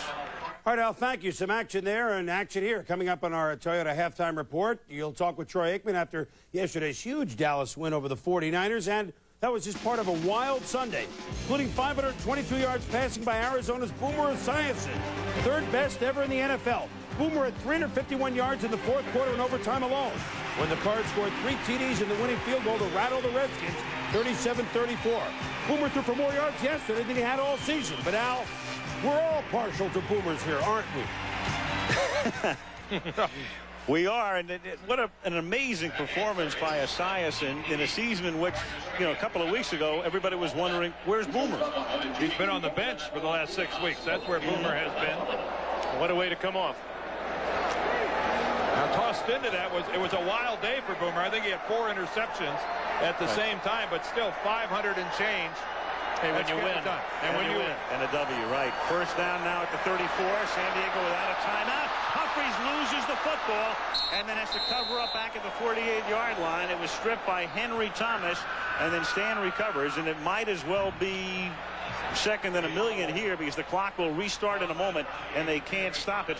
An 18-yard loss. Stan just hustling, trying to get away from the sack, trying to think downfield, and he just dropped the football. Well, the guy who's having a monster first half is Robert Porcher. He's the guy that flushed Stan from the pocket. Number 91 there at the bottom of your screen for Detroit. He is just killing San Diego here in the first half. And somehow the Lions, for whatever reason, just took a timeout, and San Diego has to say thank you very much. The Chargers did not have a TO, and for some reason that escapes me, in 32 seconds remaining, the clock had stopped initially after the loss, but then it gets wound again when the ball is ready for play. And for some reason, the Lions have stopped the clock. Well, they have 2 more, Al. They may be trying to force the Lions into Chargers in some kind of an error. 37 seconds. And force him into a punt position. But even if they force him into a punting situation, you're looking at Detroit getting possession probably inside their own 20-yard line with no timeouts remaining. I don't know that's really a very desirable thing. I think Detroit right now would be more than happy to take the lead to the locker room. Second down and 28. Wayne's probably asking, what are we doing out here? He wants to know why those other 5 seconds were put back on the clock. Second and 28. And the official said, what'd you call a timeout for in the first place? As Russell makes the catch. Russell can't come close to getting out of bounds. The clock keeps ticking.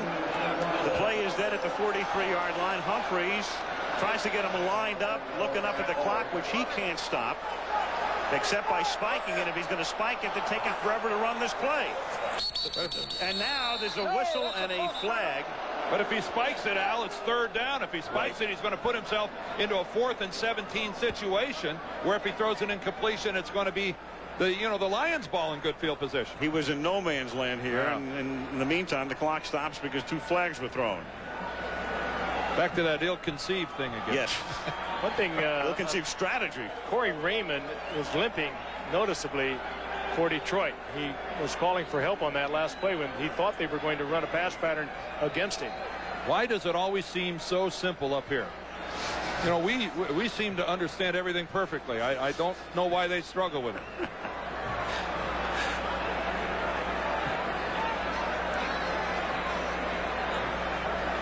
Well, you learn omniscience at Michigan, right? You know, well, why did you bring up that they lost to Purdue? Well, just as a fact. You know, if Arizona State should stumble, I won't be the first guy to bring it up. Why Michigan loses to Purdue and you can't wait to start crowing about it. False start. Right of the snap on the center. A foul by the offense in the last 2 minutes, which stops the clock, necessitates a 2-minute runoff. 10 seconds, set the clock at 2 seconds. Yeah, 10 second. He meant a 10-second runoff. So now they're down to 2 seconds in one play. Dale meant well. That was well conceived, but poorly executed. Yes, the elocution left a little to be desired, but apart from that, we get it.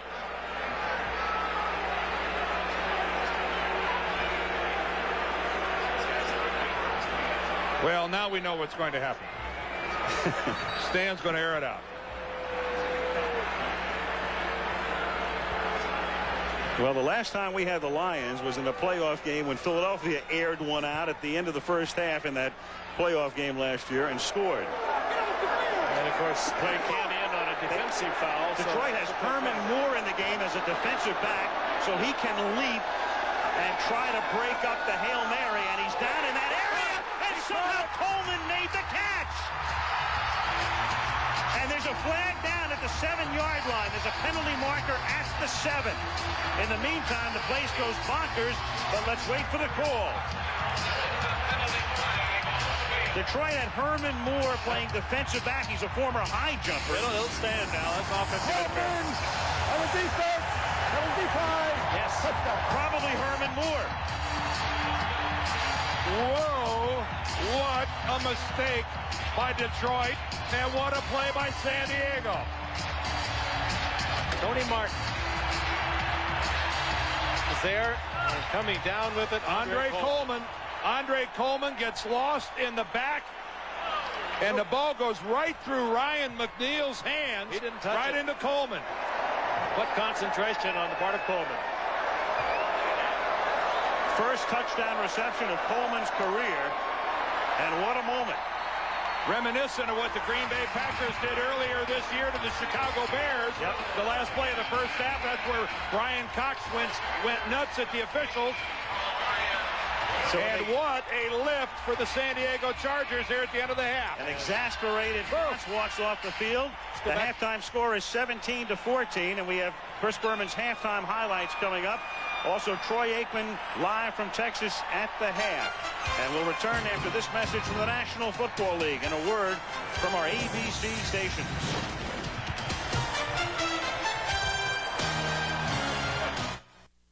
And wrong for the Lions. Live coverage after football. We're back to start the second half in San Diego, where Andre Coleman caught a touchdown pass at the end of the first half, an electrifying play. And a wild ending. Herman Moore coming in as a defensive back on the play. Detroit calling a timeout. And with 2 seconds remaining on the clock in one play, Humphrey sends one into the end zone to give the Chargers the lead. Kickoff comes into the arms of Glenn Milburn. Milburn from the 2 out past the 20 and then gets taken down at the 22-yard line. That would win a gold medal in the Olympics. In wrestling is Terrence Shaw with a full takedown. Now let's go back to the end of the first half, and this of all things is the 1,000th touchdown pass in the history of Monday Night Football. We assume that the 12th man on the field was Herman Moore, or somebody forgot to leave. Talking to the Detroit coaches, they said that this is something they've worked on for years. Herman Moore is a part of that package. Somebody just forgot to leave the field. And when Detroit had to take the timeout at the beginning of San Diego's drive, it was because they had 12 men on the field. So on 2 separate occasions in that really disastrous drive by the Chargers at the end of the first half for Detroit, they had 12 men on the field. Again, here's Stan Humphries. He rolled outside the pass rush. launched this thing up, and everybody, I think, kind of fixated on Tony Martin, number 81, and Andre Coleman came in from behind and behind the Detroit defenders. Ryan McNeil had sights on it. He didn't touch it. And we'll remember that one. 402 games, 27 years, and number 1,000 had some style. There's an injury timeout. Back in a moment.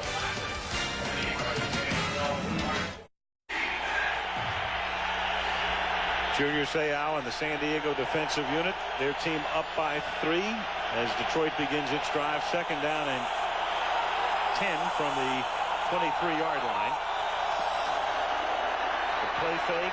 Mitchell under pressure, and then he gets taken down from behind by Darian Gordon, who earlier had a sack. That won't be a sack because Mitchell actually gained some yardage, and Scott's hurt. You know, it's Mitchell. I know he's trying to just, he's reverting back to instincts, but when he gets caught like that in a busted play, he ought to just drop to the ground. He is putting a gallant effort on things tonight, but he is hurting badly. Well, he's going to have to leave the game now. We're going to see Tom Mikowski coming in. Even if he doesn't stay out, he's certainly going to have to leave. And again, Barry Sanders with a good block, and then Scott, with no one uncovered, just tried to turn it into something and fell right on his left shoulder. And you can see it wasn't that punishing of a hit when he landed, and that's the kind of pain Scott Mitchell is in, that even a rather routine contact with the ground results in this kind of discomfort. Another successful call by Dave Adolph. Darian Gordon. Well, that's a fumble. Comes in again. Most certainly that ball is loose.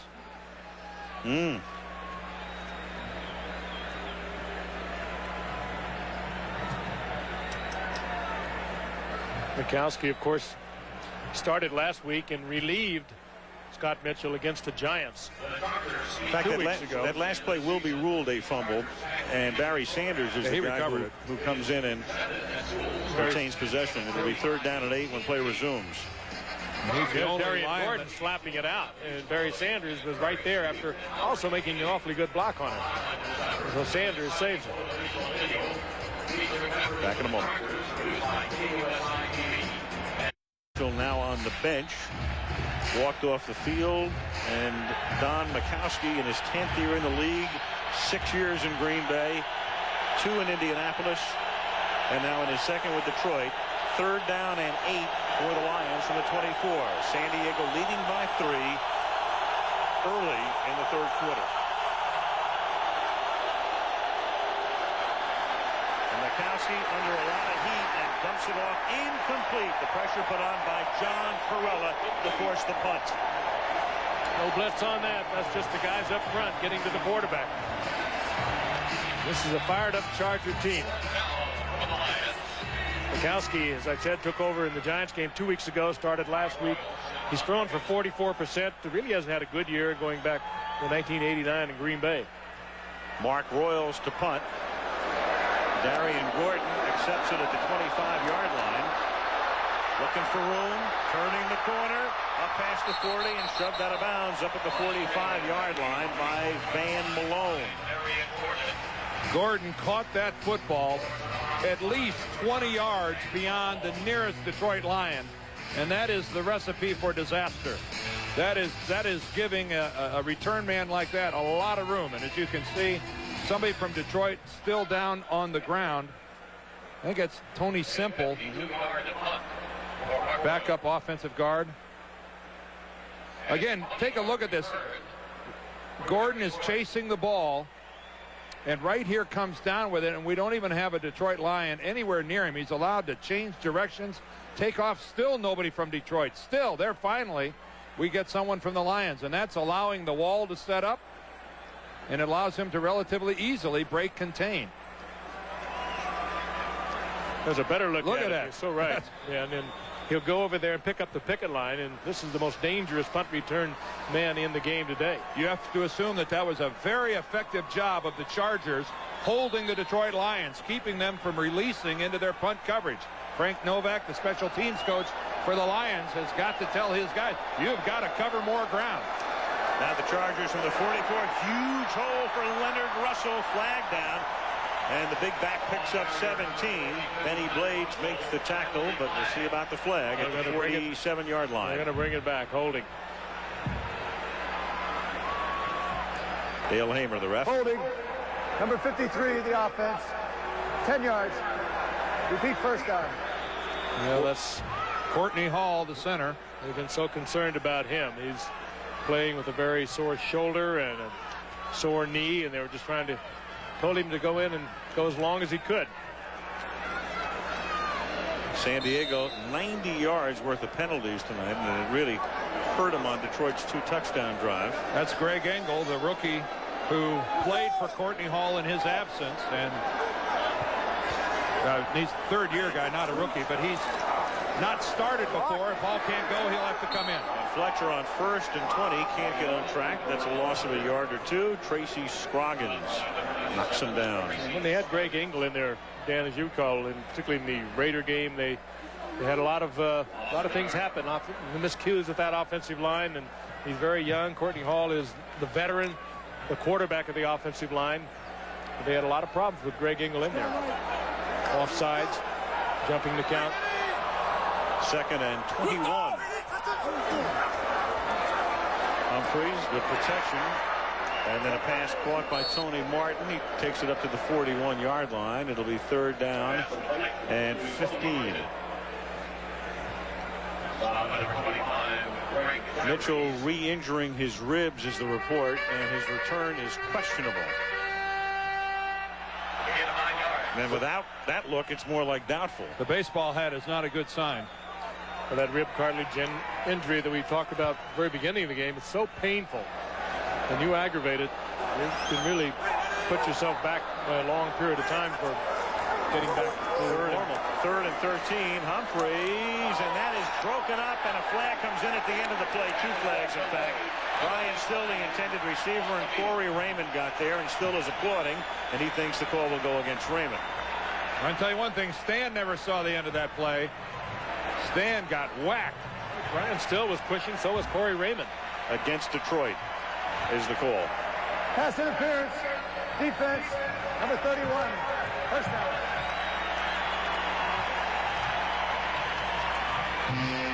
Take a look at Raymond, who doesn't have great speed. He's pretty good on man-to-man. He reads Still as he breaks to the outside, and there's the contact. And that draws the flag. Again, Raymond missed the last couple of games with a bad knee, and it's not easy getting back into every down form. Humphreys, fake draw, throws the bomb, and there is no flag on that play. That was close. Ryan McNeil and Andre Coleman, and Andre wants to know where the yellow is. Ryan McNeil, that was close to interference against Andre Coleman. McNeil on top of the NFL with interceptions, 5 of them. He was in a good position, in a good stride-for-stride position with Andre Coleman. Looking back, that'll always impress the official when you make that contact, if you're looking back for the ball. More than anything else, right there, that look back. And he's got as much reason to go after that football as Andre Coleman. Coleman actually had him by the arm. 2nd down, 10. Russell, he has some room, and Russell fights his way inside the 35 off a Shannon Mitchell block and sets up a 3rd and 2 at the 34, and Mitchell will pay the price.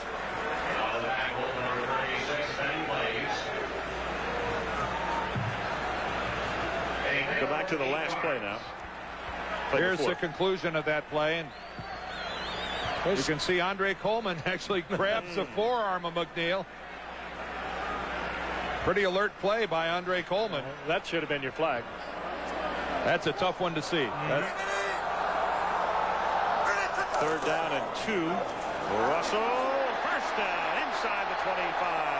Takes it to the 21-yard line as San Diego's running attack is alive for the first time in over a month.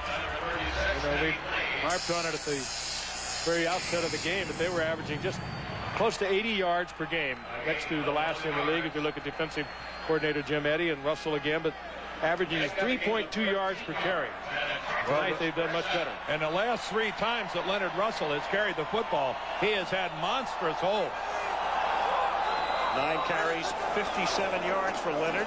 Here's number 10. It's another beauty. Takes it to the 12-yard line. Gain of 8. Ooh, this is where everybody on a defensive team starts looking around, trying to figure out who's not doing their job. This is where a lot of guys start looking at each other saying, hey, you got to do it, you got to do it. The Chargers right now are mauling the Lions. This is about as healthy as this defensive team has been for the Lions in a long time, and the Chargers are still pushing them around here in the third quarter. I wouldn't go away from it. Second and a short 2 from the 12. Fletcher. And that's enough for a first down. He moves it inside the 10. First and goal, San Diego at the 9. 9:20 to go in the third quarter. San Diego up by 3. You know that Bobby Ross loves this. This is what has been missing from the Chargers all season long. There's no football coach that doesn't like a drive like this, as Leonard Russell now comes back into the San Diego huddle. Jim Eddy trying to do whatever he can do. Make a call. He's going to have to, I think, gamble a little bit, maybe take a chance. I don't think you can just sit in your base defense and play San Diego the way you're getting pushed off the ball. First and goal, the play fake. Humphries under pressure, but gets it off to Papuno for the touchdown. Here comes the coconut twist. You bet. Stir that my side, baby.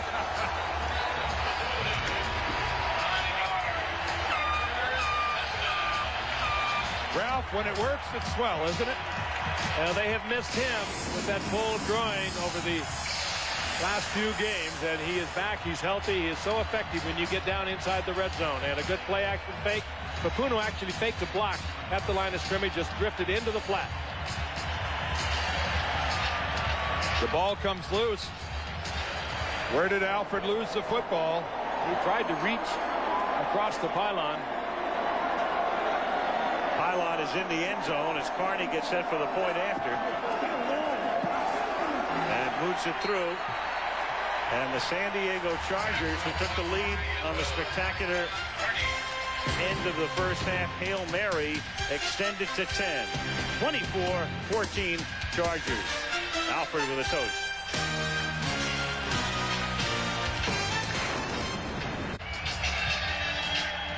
Henry Thomas on the left, working with John Tierlink, the defensive line coach, the assistant head coach of Detroit. They're trying to figure out what they can do to stop this San Diego Charger wave that came at them on that drive. These guys were being pounded off the ball by San Diego, and Alfred Papuno capped it off with a touchdown reception. That's taken 4 yards into the end zone by Glenn Milburn, and he runs it out. And it proves to be a wise choice, not taking the touch back as he brings it out to the 29-yard line. Monday Night Football is being brought to you by the complete line of 1997 Lincoln and Mercury automobiles. Gateway 2000, personalized computers. You've got a friend in the business. And Brewery Fresh Budweiser, who reminds you fresh beer tastes better. Our guys have gone native down here. Yes, they have. Beautiful fish. Beautiful. Kenny Wolf, our producer tonight. Craig Janoff, our director. Sent the cameras in pursuit of pictures far and wide. Now the Lions need to send their receivers far and wide. Don Mikowski in for the injured Mitchell. Slings one that is caught. Great catch by Perriman. Able to get down in bounds before he fell over backwards. And he's a little short of the first down. 9-yard gain. Perriman got off to a slow start this year, but he's had, 4 games now with either 7 or more catches, and this is why he has terrific hands. He goes up, concentrates on getting both those feet down, and he does just that. 2nd and 1. 8:13 left third quarter. Chargers up 24-14. Here comes the blitz. It's picked up very nicely, and Mikowski's pass is caught by Johnny Morton. A stretching grab at the 44, and Morton tells us it's a first down, and he wasn't lying. 19-yard gain. Boy, the Detroit Lions, do they desperately need some signs of life? And right now, Brett Perriman and Johnny Morton are trying to give it to them. A couple of nice balls on a couple of high passes from Mikowski. Look at this beautiful snag there by Johnny Morton. That's as pretty as it gets. Big drive for Detroit. First down at the 44-yard line. Barry Sanders swings back into action. And a gain of 7 or 8 before he's run out of bounds by Kevin Ross. Barry Sanders, ball carrier. Problem with Detroit right now, as Mitchell looks on, is you've got your backup quarterback and you've got the great running back in Sanders, but you're down by 10, so you have to think about utilizing him a little differently. Yeah, I think you got to stay with Barry Sanders at 10 points. So Al, that's what they've tended to do too often, I think, at Detroit. You just keep giving it to him. He's going to get you a big play sooner or later. I agree. 2-1 time of possession in favor of San Diego. Second down and 4 at the 39-yard line. Here's Barry again and taken down for a loss. Can't get out of the backfield, and that's Kevin Ross, the 13-year veteran, so many seasons at Kansas City as a cornerback, and now in his NFL dotage playing safety for San Diego. Boy, they just cut that. Ross playing up there almost in linebacker position. There he is, number 36 to the right of your screen. Watch this. Up there about 4 or 5 yards off the line of scrimmage, leaving man coverage on the outside, and Detroit should be picking that up because the man who was being single covered was Herman Moore. Pretty risky. Third down, 8 at the 42-yard line. Moore runs a crossing pattern, and McCoskey finds him and takes it to the 29, does Herman for a first down. So they put him in motion. He went over the middle and picks up a first down. They brought Darian Gordon on the corner blitz again, and the 2 times they've done this previously, he got to Scott Mitchell and put him down. One of them was Mitchell's last play. They come again, and at the last moment, Mikowski's able to get rid of the ball and find Herman Moore. The Chargers, very successful last week in blitzing the Colts. They're staying with it tonight. Dave Adolph, their coordinator, is staying with it, coming after the Lions with it. It's worked. That time they got burned a little bit. First down at the 28-yard line. That play again, this time ill-conceived and terribly executed, and it's a fumble and apparently a San Diego recovery, and now it's official. Chris Mims comes up with it. That play worked beautifully twice in the first half, but here with Mikowski instead of Mitchell involved in it, it's dropped by Morton, and San Diego with a big recovery. And I think if you probably went back over the course of the practice session, you'll find that Mitchell probably had the most reps. It's a kind of a complex sort of a play action fake, inside handoff, and I bet you anything that Mitchell had all the reps in practice, Mikowski very few.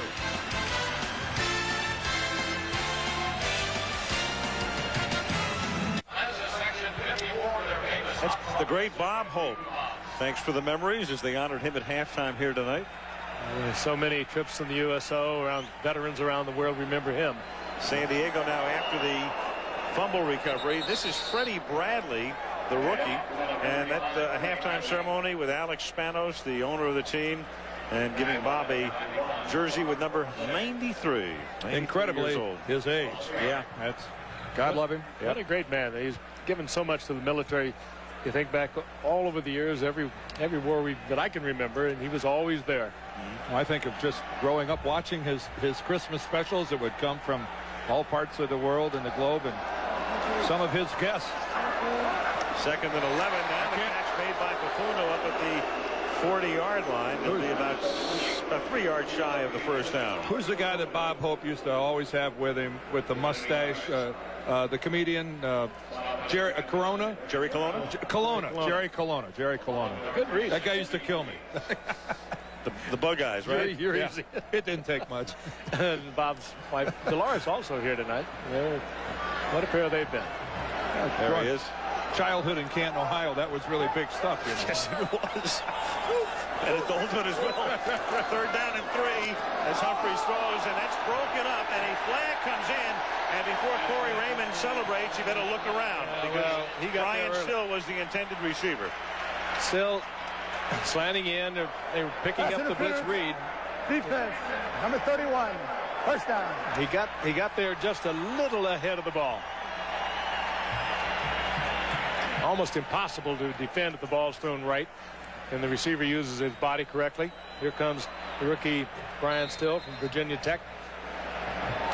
The official throwing the flag, and rightly so.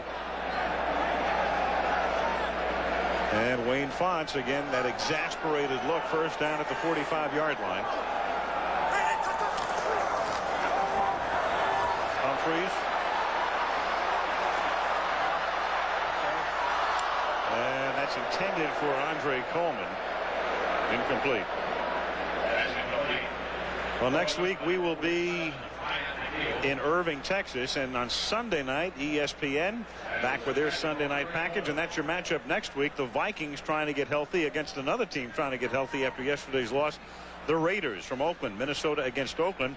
And then the mammoth matchup for us next Monday night, Texas Stadium in Irving, the Packers and the Cowboys. A real beauty. Baby, a barn burner. Yes, sir. Pretty much it's defined what the NFC is all about. Barn burner, and it will take down a couple of rows of the cornfield with it, as Keith Jackson might say. Andre Coleman breaks the tackle, takes it into Detroit's territory, and then gets gang tackled at the 45-yard line. And Stan Humphries, right in the face of that blitz, was able to get the ball to Coleman. Detroit bringing a lot of people. They picked him up just enough for Humphries, who is a good blitz reader, to see it. Andre Coleman was right in sync with him. Good completion. Well, give Andre Coleman credit. It's just about a 2-yard pass. He did the rest by breaking tackles and second effort. First down at the 44, 3.5 minutes left in the third. And this is Freddie Bradley, rookie out of Sonoma State, and another flag comes in at the end. The only other player drafted out of Sonoma State we'll see next week, Larry Allen. Yep. Small school in Northern California, and this will come back against San Diego. And Larry Allen, of course, has developed into maybe Superman. The best guard in the NFL. The big ass right across his chest. Number 73. Did you guys ever see that play when he substituted for Eric Williams in New Orleans? Number 68, offense, 10 yards, repeat first down.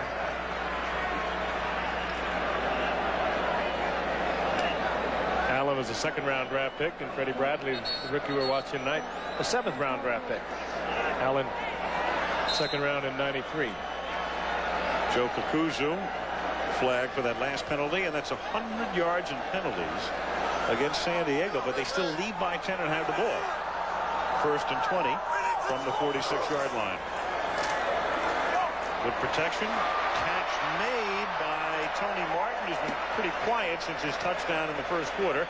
He takes it to the 47. Reggie Brown makes the tackle.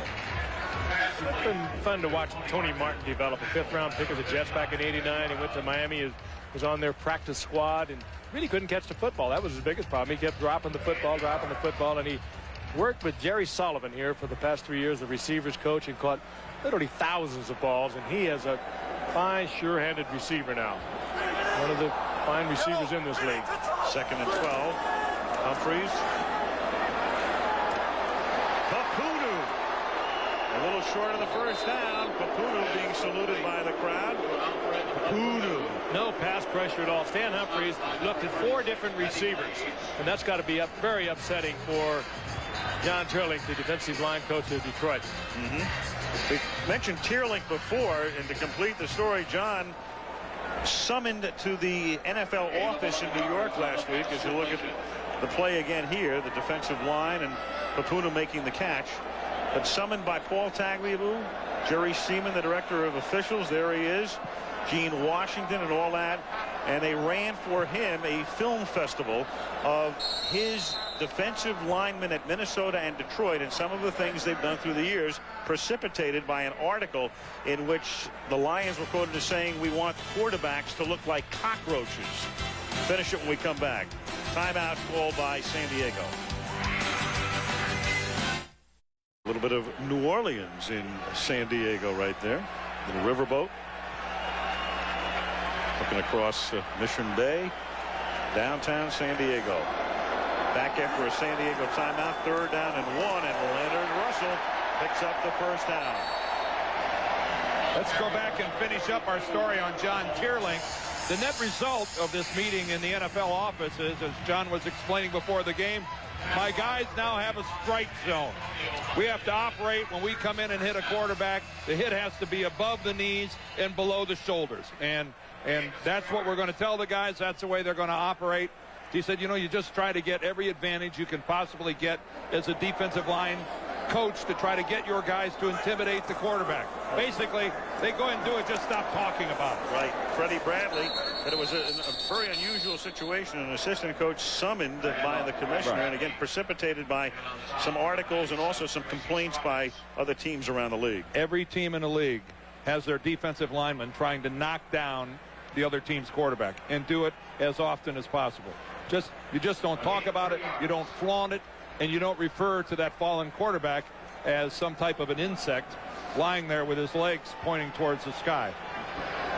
And I think we've heard the last of that from the Lions. Yes, 2nd down and 7. And Freddie Bradley will counter move and gets taken down by Blades a little short of the first down. Here's tonight's Monday Night Football prudential fact. The San Diego Chargers, 35 consecutive regular season wins when leading after 3 quarters. That's the longest streak since the great Steeler teams in the early 70s. 35 straight, and it's a very timely one here because the clock is ticking down, or was, until Benny Blades got shaken up, and it stopped for an injury at the moment. But 14 seconds remain. Clearly, the Chargers will have the lead at the end of the 3rd quarter, and they'll try to keep that streak going. With Benny having a real problem with his right leg, Frank. He's had so many injuries over the years. What did he have last year? I think it was an ankle injury. He's had a back injury. Actually, he broke his hand last year. And he's Detroit's leading tackler. They can ill afford to have him lead the lineup. Yeah, he'll play at 105% for you. Boy, you saw that stick he puts on Bradley right there.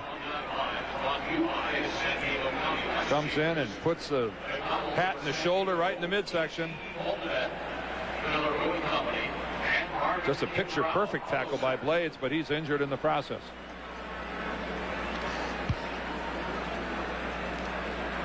Looking at his right leg. And that's Scroggins. Two guys are down right now.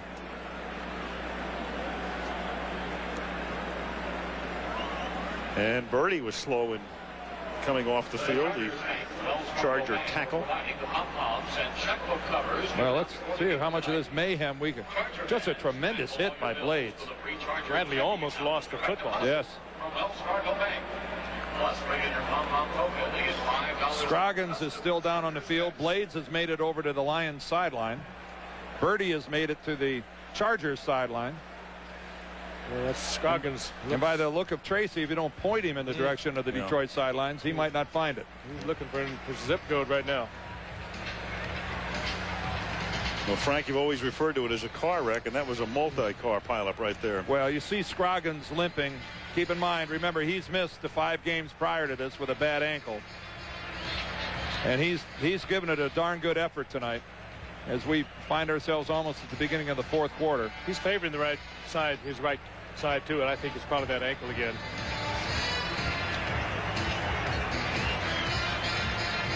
And meanwhile, Scott Mitchell, who started tonight's game and then had to come out and is clearly doubtful to return after missing last week's game, and now has to think ahead to next week when Detroit goes home. Meanwhile, as play resumes, they wind the clock and get it started, and it ticks down to 0 in the 3rd quarter is history.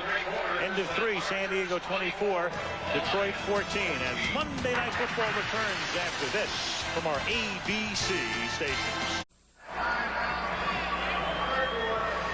We're back. Scroggins came out, and Kerwin Waldrop, a rookie from Central State of Ohio, comes in. Blades is out, and that means another rookie, Ryan Stewart, comes in. There's Blades on the sideline. He looks like he's ready to come back in.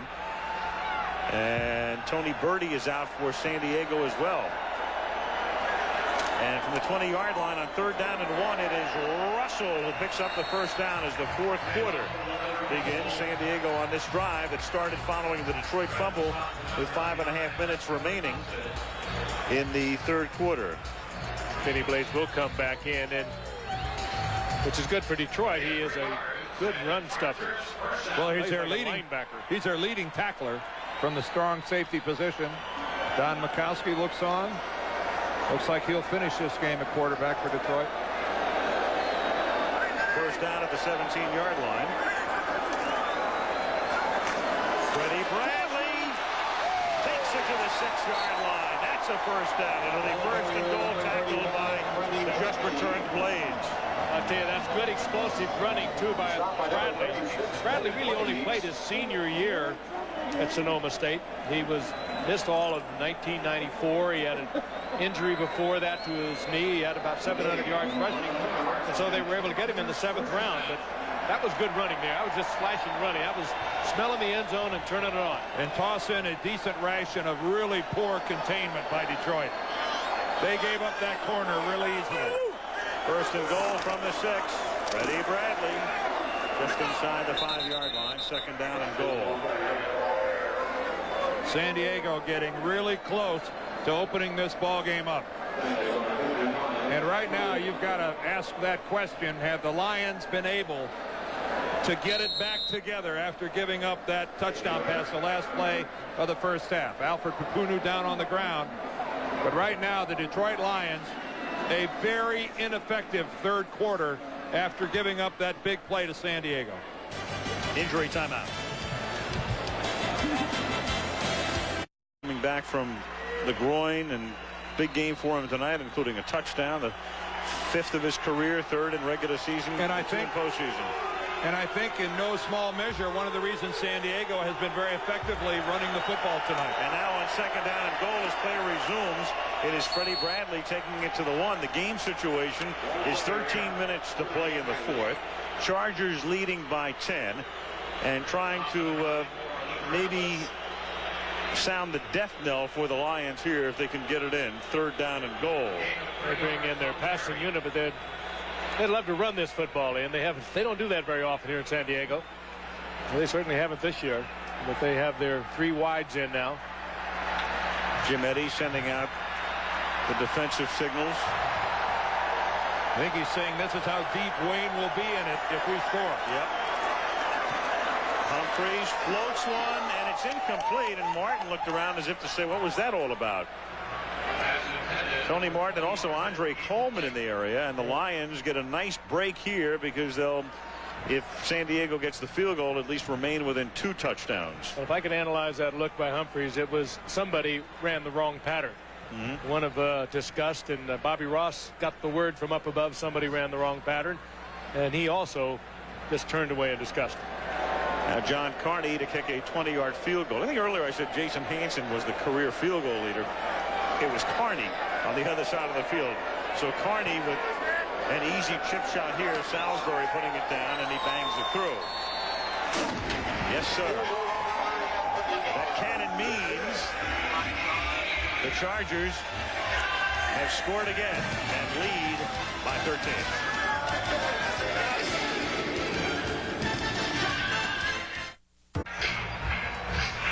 Barry Sanders and the Lions with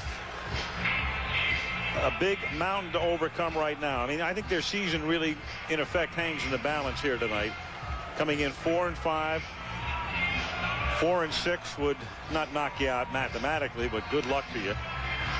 No, but it makes it the only sure way you can get in is to win 6 in a row. The irony of losing their quarterback, or at least his effectiveness, just when they were getting their defensive personnel back.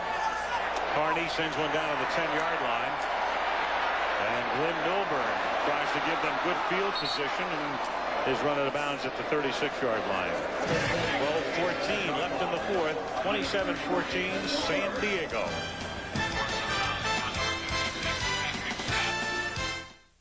Detroit Lions are down by 13. 12-14 to play. Backup quarterback Don Mikowski in the game as they begin this drive. Fake to Sanders. And Mikowski throws him out. That is caught up at the 47-yard line by Brett Perriman, and a first down. Report on Alfred Papunu. They're x-raying him for a suspected fracture of the lower left leg. Well, the one thing I think San Diego has to keep in mind here is with the firepower at the disposal of the Detroit Lions, scoring a pair of touchdowns in the 4th quarter is not to be unexpected. This is a team that relatively handily, I would think, would be able to score 2 times in the 4th. And Barry Sanders gets bottled up, taken to the 49-yard line, and that's all. 2-yard pickup. Kevin Ross and Marco Coleman. make the tackle. This is obviously a critical drive, a huge gain, and we don't like to deal in the currency of gossip on Monday Night Football. God knows there's enough of that out there on the airwaves and in the newspapers. But Wayne Fontes clearly on the hot seat. The rumors again starting. If they lose tonight's game, it will be an interesting week in Detroit. Yes, I don't think there's any question of that, Al. And it's going to be an interesting remaining 6 weeks for this franchise. But again, this game's not over. 2nd and 8. Mikowski throws, and that's incomplete. Morton says, "Where's the flag?" And the official said, "No way." Incomplete. As San Diego blitzing once again. Fontes in his 8th year. He's second and tenure only to Marv Levy. I talked to Chuck Schmidt, who's in effect their general manager, is here tonight. Chuck said he is not of the mind that any move, and there is Chuck, any move in the middle of the season is good for any team. He said, but clearly any decision regarding the coach will be made by the Fords. William Clay Ford Sr. and William Clay Ford Jr., who's assuming more of a hands-on role in the club. And the Fords have been known to be very slow in making moves, very deliberate. 3rd and 8. Mikowski throws, and that's broken up, incomplete, intended for Brett Perryman. Hit by Kevin Ross. 4th down. And just to close that out, William Clay Ford Sr. has long been a backer of Wayne Fontes. He has been in Wayne's corner from the beginning. Perryman asking for some type of a flag. The ball hits him right on the hands, and he should have caught that. 4th down and 8, and Royals to punt. Watch, don't hold! And the kick bounces into the end zone. For the touchback, it'll come out to the 20-yard line. So San Diego gets it back, and we can tell you that Monday Night Football is being brought to you by Brewery Fresh Budweiser, who reminds you fresh beer tastes better. Prudential, serving the insurance, healthcare, real estate, and financial needs of 1 in 5 Americans. The new Dodge, it's about change. And Tylenol, the pain reliever hospitals use most. Well, we've seen a lot of people in search of some Tylenol tonight. A lot of people hurt the last 3 games and tonight for the Detroit Lions. 3 losses trailing tonight. And you go all the way back to 1942 to find where they've been losing games by this many points. Right, 10 or more over a 4-game sequence. As Russell carries there it is, the bottom line right there. They've not lost 4 consecutive games by 10 or more points in 54 years. And when you're losing them by 10 or more, the conclusion you draw there is you're just not being competitive. Wayne has to be terribly disappointed at what's happened tonight, because I think he felt a lot of confidence that some of the guys getting well on defense that they would play much better defensively than they have. San Diego been able to run the ball easily tonight. 2nd and 7, Fletcher. Wayne, in his own way, he shrugs it off and he laughs about what's known as the Wayne watch, because it's been going on for so long. We mentioned at the top the proverbial 9 lives, and he's lived 8 of them. In fact, he may have lived more lives already than Shirley MacLaine. And it's not that we're saying anything that we know is going to happen or might happen, but clearly it's something that the Lion organization has thought about and will continue to think about, especially the way the club's going. And Wayne's weary of hearing it. It would wear on anyone. Corey Raymond is remaining in this game at number 31 at the top. He is hurt. Humphreys.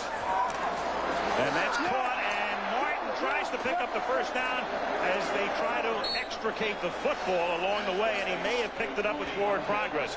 If the nose of the ball touches the chalk, he's got a first down. The official's foot is right just short of the chalk. I think it's actually paint in this day and age. There's Raymond down. He finally made it to the Lions sideline. I think they use paint now instead of chalk. Whatever it is. Well, it's just a throwaway term. You don't want to get it on your shoes. You're dating yourself when you say chalk. Well, euphemistically. I meant the favorite when I say chalk. Yes, I understand. That's a first down. And he almost made it to the chalk. The Goodyear Blimp Eagle soaring high above Jack Murphy San Diego Stadium. There she is. It's officially at San Diego Jack Murphy Stadium. And providing some beautiful scenics on a spectacular Southern California night. Not so spectacular for Wayne Fonts. The Lions just can't win in California. It has been anything but the Golden State for that team through the years. 1st and 10 from the 30-yard line. Humphries throws, and open is Tony Martin to make the catch at the 38-yard line. A 32-yard gain. Tony Martin found a seam in that defense. Humphrey picked it up very quickly. Didn't want to lead him. And so he made just a deliberate shot to him. But a good read between the two of them. Take a look again. Good protection, and it's been that way for Humphries ever since the first quarter. He turned Ryan McNeil, number 47, who leads the Lions with 5 interceptions. He turned him all the way around. And McNeil is out, and Greg Jeffries is in, and Leonard Russell chews up some more turf as he takes it to the 32. Meanwhile, Martin tonight, 7 grabs for 101 yards and a touchdown. 7 last week. He is on a big roll. 11 touchdowns for the season. That, I guess, that keeps him on top of the NFL for touchdown receptions. Well, this is an easy game to pick the turning point of. You just go back to that play at the end of the first half. What a killer for the Lions. Well, you go to them having to take a timeout. Yep. That gave San Diego that extra time. The 12th man didn't hurt on the touchdown, but it forced them to take that timeout 2 plays earlier. 2nd and 4. Russell again, and gets bottled up at the 31-yard line, setting up a 3rd and 3 as the clock inexorably ticks down. 7:30 remaining. And if you joined us late, this is the way the first half ended. A Hail Mary. Herman Moore, the wide receiver, is in as a defensive back on the play, and somehow, some way, it finds its way into the arms of Andre Coleman. And the cynics will ask the question, how many men on the field would the Lions have needed to stop a touchdown pass? They had 12 and couldn't do it. 3rd down and 3. Russell has picked up 85 yards on the ground, and he picks up 4 more here, and that's enough for a first down.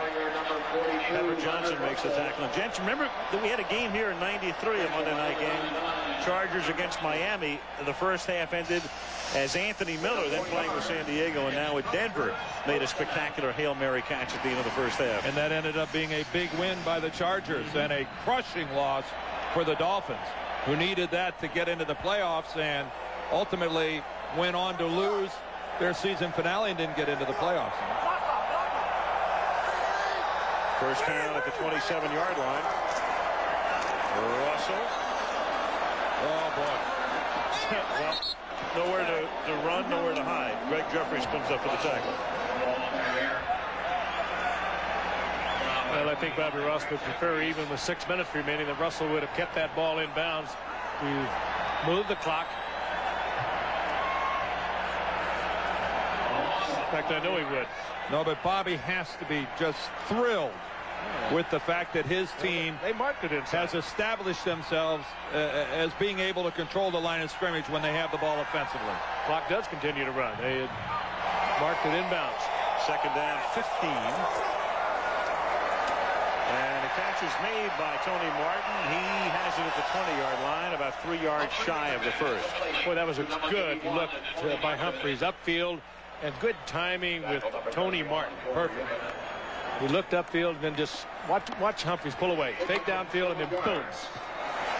Perfectly thrown ball. No way you could cover that. Even Corey Raymond was quite a ways off, but I mean, he could have been right on top of it. He couldn't have done anything about it. And I think that route would be there every play. I think Corey Raymond's playing hurt. I think they could exploit him at will if they wanted to. 3rd and 3. Humphries, a big night. Stan, 311 yards passing.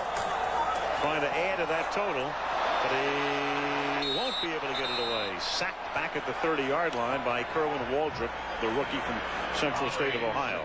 Very similar to what happened in the second quarter. Stan Humphries driving, and getting sacked. Looking for Martin on a out and down, and the pressure forced him out of the pocket. And that will really extend the distance for John Carney. Now John Carney, a 48-yard attempt. They'll spot it at the 38-yard line. John Salisbury puts it down. And Salisbury with a little bit of a hook and enough to make it wide to the left. You take Carney and you put him with a less than a 40-yard field goal, and you've got a dead eye. You get him out beyond 40, and you're looking at about a 50% kicker. And that had the good old duck hook on it that we all know what that's like, isn't it? I can do that off the tee very easily. Chuck Creeper, the special teams coach of the Chargers.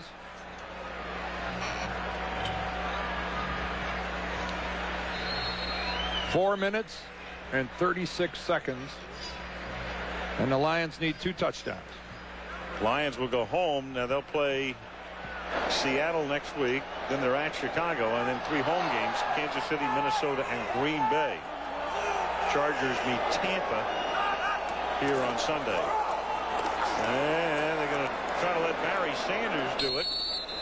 Hey, Tampa defended the honor of the NFC last week, as we see flags flying. Yesterday, Tampa was the lone NFC team that vanquished somebody from the AFC. Right, knocking off Oakland in overtime. Number 87 of the offense, 15 yards. Johnny Morton. Wayne Fonts coming out onto the field. Mike Compton is down.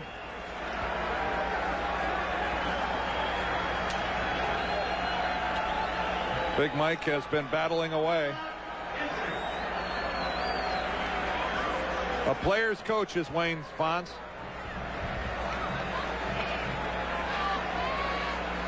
He's a man who cares. He's a man who has had a great deal of success coaching in the National Football League. Let's watch the tail end of this. And there comes Johnny Morton in late and in the back. A brilliant play. And no reason. A truly brilliant play by Johnny Morton. Down by 13 points.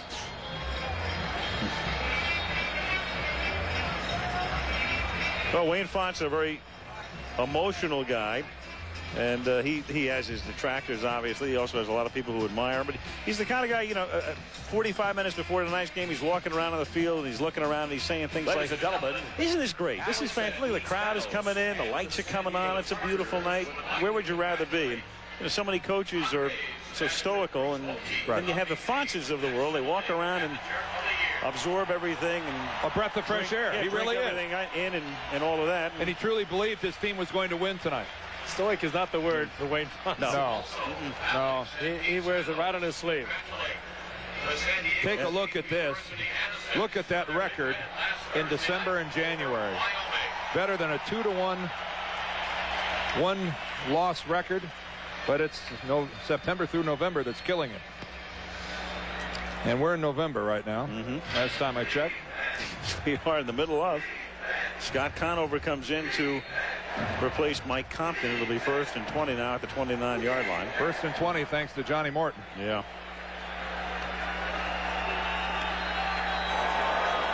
Chargers up 27-14.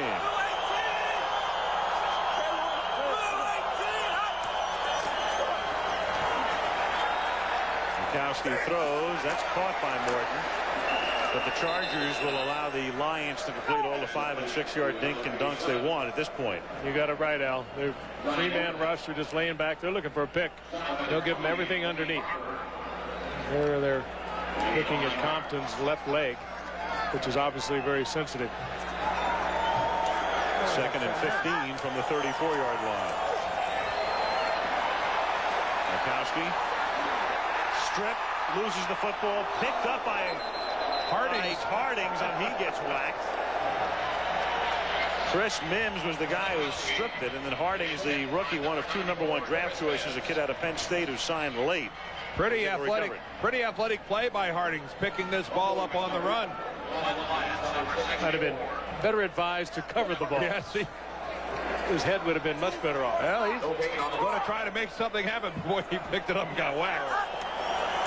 3rd down now, 15. as Mikowski throws, and that's caught at the 49-yard line by Brett Perriman, but he's short of the first down. Excuse me, he has the first down. Just enough, yep. But he stayed in bounds, and the clock still runs. Of course, you know, one of the things working against Wayne, and we just saw him on the sidelines, he loses his starting quarterback in the first half, Scott Mitchell, whose ribs wouldn't allow him to continue. From the 50 on first down, Magic throws and juggled and not caught by Perriman. Second down. Mikowski, as we mentioned earlier, replaced Scott Mitchell, and it upset Scott Mitchell in the Giants game, and replaced him in the first half after Mitchell had thrown 3 interceptions, and he was very upset about it. And then the following week, Mitchell was proclaimed the starter, but Mitchell, these are the hits he took tonight. That was a personal foul called against Lou Bush. And then that was the one that finished Scott Mitchell off for the evening. But I think a lot of the damage was done on that hit by Bush. Second and 10.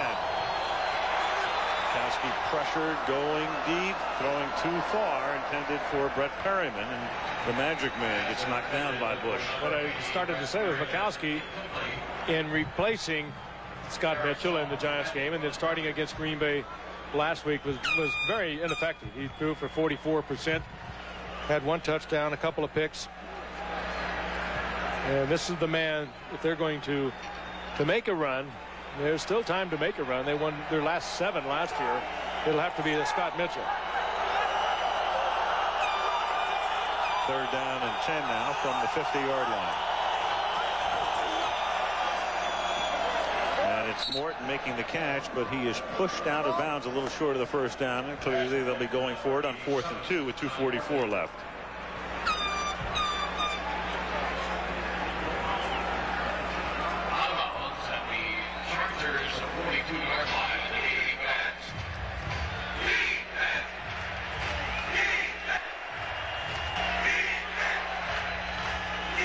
It's 4th down and 2 now at the 42-yard line.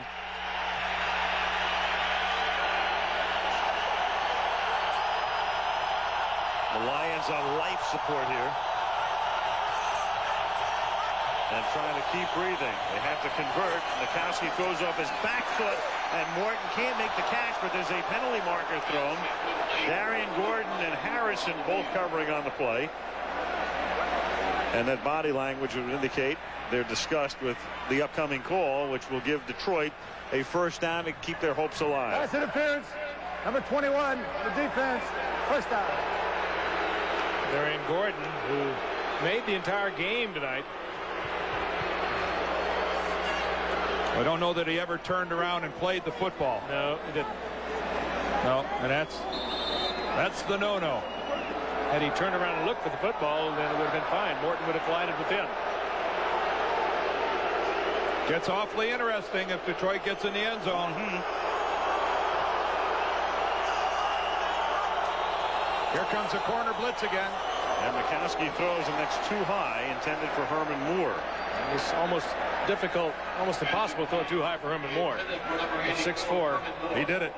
Very poorly thrown. And Moore had good separation from Gordon, too. He could have added yardage to this very easily. Sets up, Gordon plays him to go deep. And Gordon, of course, playing him to go deep because they know they like to throw to him. Or rather, that was Harper, Dwayne Harper, rather, not Gordon.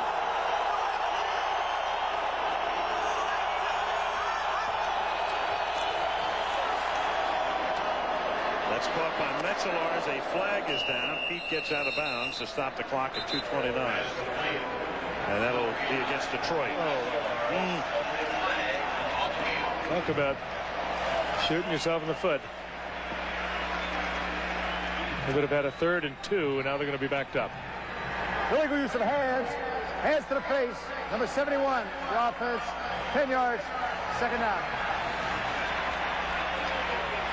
Zephyrus Moss, the right tackle. Number 71, there he is right there, and you can see the hand right on the face mask of Ray Lee Johnson. Another play for Detroit that's negated. 2nd and 20 at the 34-yard line.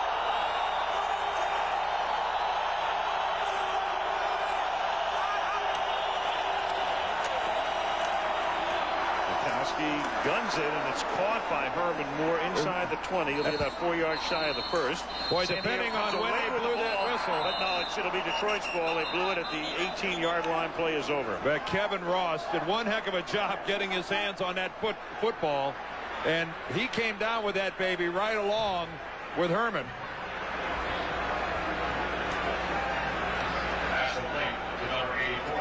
This is just not one of those givens that it belongs to Detroit. Watch what a nice job Ross does getting this ball away from Herman Moore. They hit the ground together with the football, and of course that favors the offense, and it's a good call by the officials, but that was still quality work by Kevin Ross getting his hands on that football. They both have it right there, simultaneous possession. That's an offensive reception. Detroit takes a timeout here with 2:17 remaining. They have 2 left, plus the clock will stop at the 2-minute mark. Kind of wise use of the timeout. Time would have ticked down to the 2-minute mark. They would have lost those 17 seconds.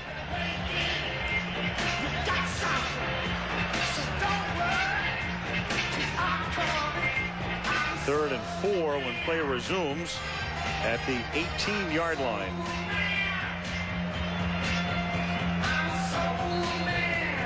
Detroit still with plenty of time.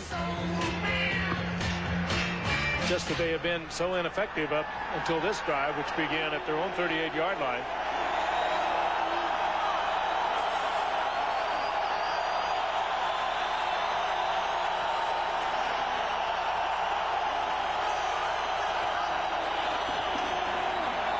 Drops back into coverage, and the pass is too high for Moore again.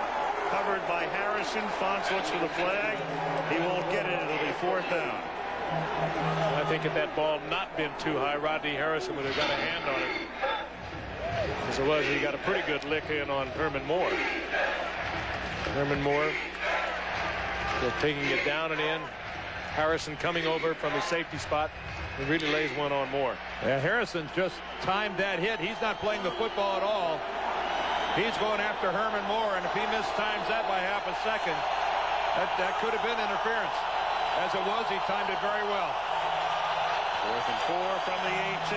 Detroit's last gasp, and they keep it alive as Perriman makes the catch and takes it inside the 10 to the 8. Can't get out of bounds. And that will tick down almost to the 2-minute warning, but Detroit will now take another timeout. Good use of the clock here. Good time to spend it. 1st and goal. Perriman gets his hands on the football. He wants to make sure he's got that first down, and in doing so, he comes down inbounds. I'm not so sure I'd have taken a timeout there. Well, I'm not so sure that I would have, Al. You know why? You save 4 seconds, I think, as you're going to get the free one on the next play. Yeah, but you get this one here. You get the clock stops at the 2-minute warning.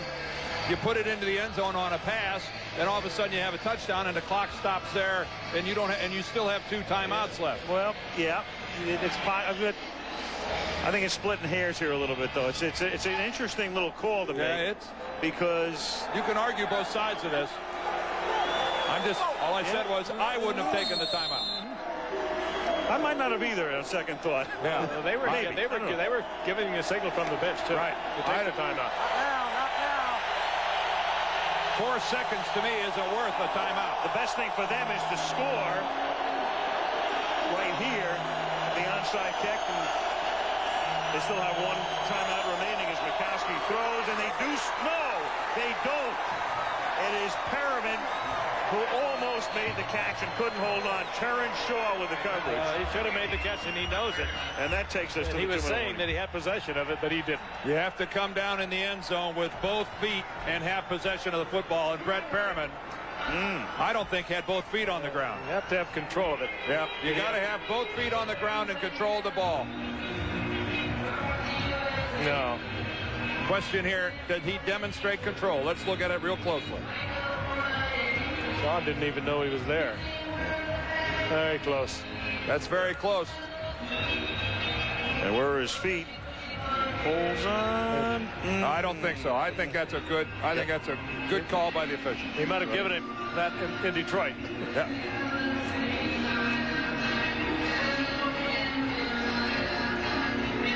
And now we do come upon the 2-minute warning. It'll be second down and goal when we come back.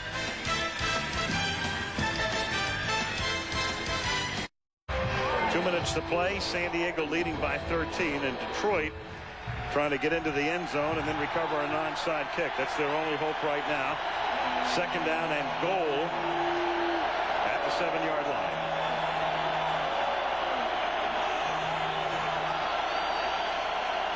Mikowski for Moore, and again it's broken up, but there's a flag thrown. Dwayne Harper with the coverage. Well, that's got to go against Harper. Pass interference. Defense in the end zone. Ball will be placed on the 1-yard line. This is almost given when Detroit gets down inside the 5 in the passing situation. They do that little fade to Herman Moore. 6'4", he goes up. Again, a high jumper, a high jumping champion from the Atlantic Coast Conference. And he was mugged.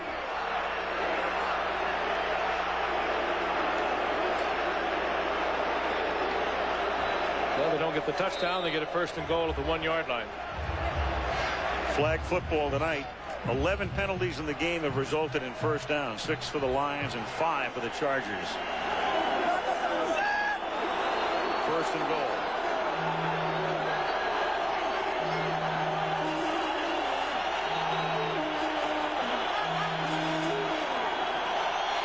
And it's caught by Perriman for the touchdown. So they get in with 1:52 left on the clock. Well, it worked, but it was a risky thing to do.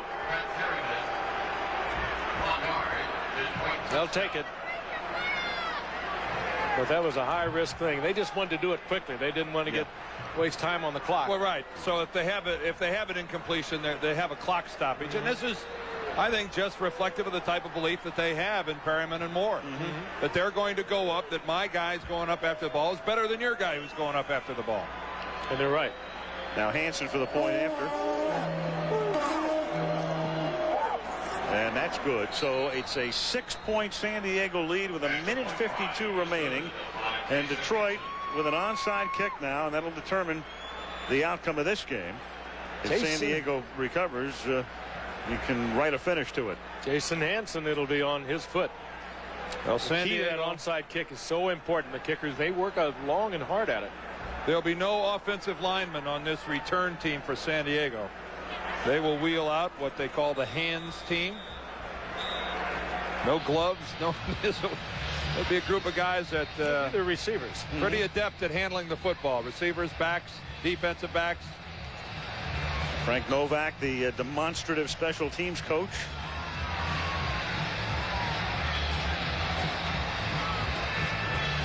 All those little people coming out. Yeah. Well, Gouvea's out there and Junior's out there. But the same holds true for Detroit. They'll have. On the Chargers, I don't ever do anything without Junior on the field. AFC Defensive Player of the Week last week in their win over the Colts. And not even 100%. No.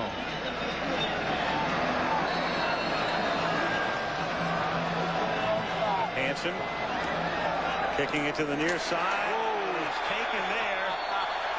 Junior. What a San Diego's ball. What a play. Yep. What a play by Junior Seau. He was going to go for 6 points. And he launches that one into about the 20th row. Hey, the risk that he took being way out front of the rest of the Chargers, if he mishandles that football, Detroit's going to recover it. Hey, great players make great plays. That's right. Here's a guy that's willing to step to the plate. Hits a home run and then launches one about 60 yards in the air. Hey, he was thinking 6 points. He almost lost that football. It's rolling around his midsection down there. He didn't, though. That's a large play by Junior Seau. First down at the 36. Detroit can only stop the clock one time, and that'll come right here. Seau nearly lost the ball, was able to maintain possession of it, hit by the reserve running back Eric Lynch. It almost comes out, started to, but he recovers. And then this is one of the great arms I've ever seen. This is not a guy who's warmed up. He launches that about 60 yards. Well, it depends what your definition of warmed up is. It's true. His arm wasn't warmed up. Jeez, I think he looks pretty warmed up. Yeah, he was not in the bullpen, though, throwing in relief of Humphreys. What a launch that was. Never forget one time at Giant Stadium with Lawrence Taylor when he threw the ball up into the upper deck. This was at a practice. This is what happened in week 11. Yep.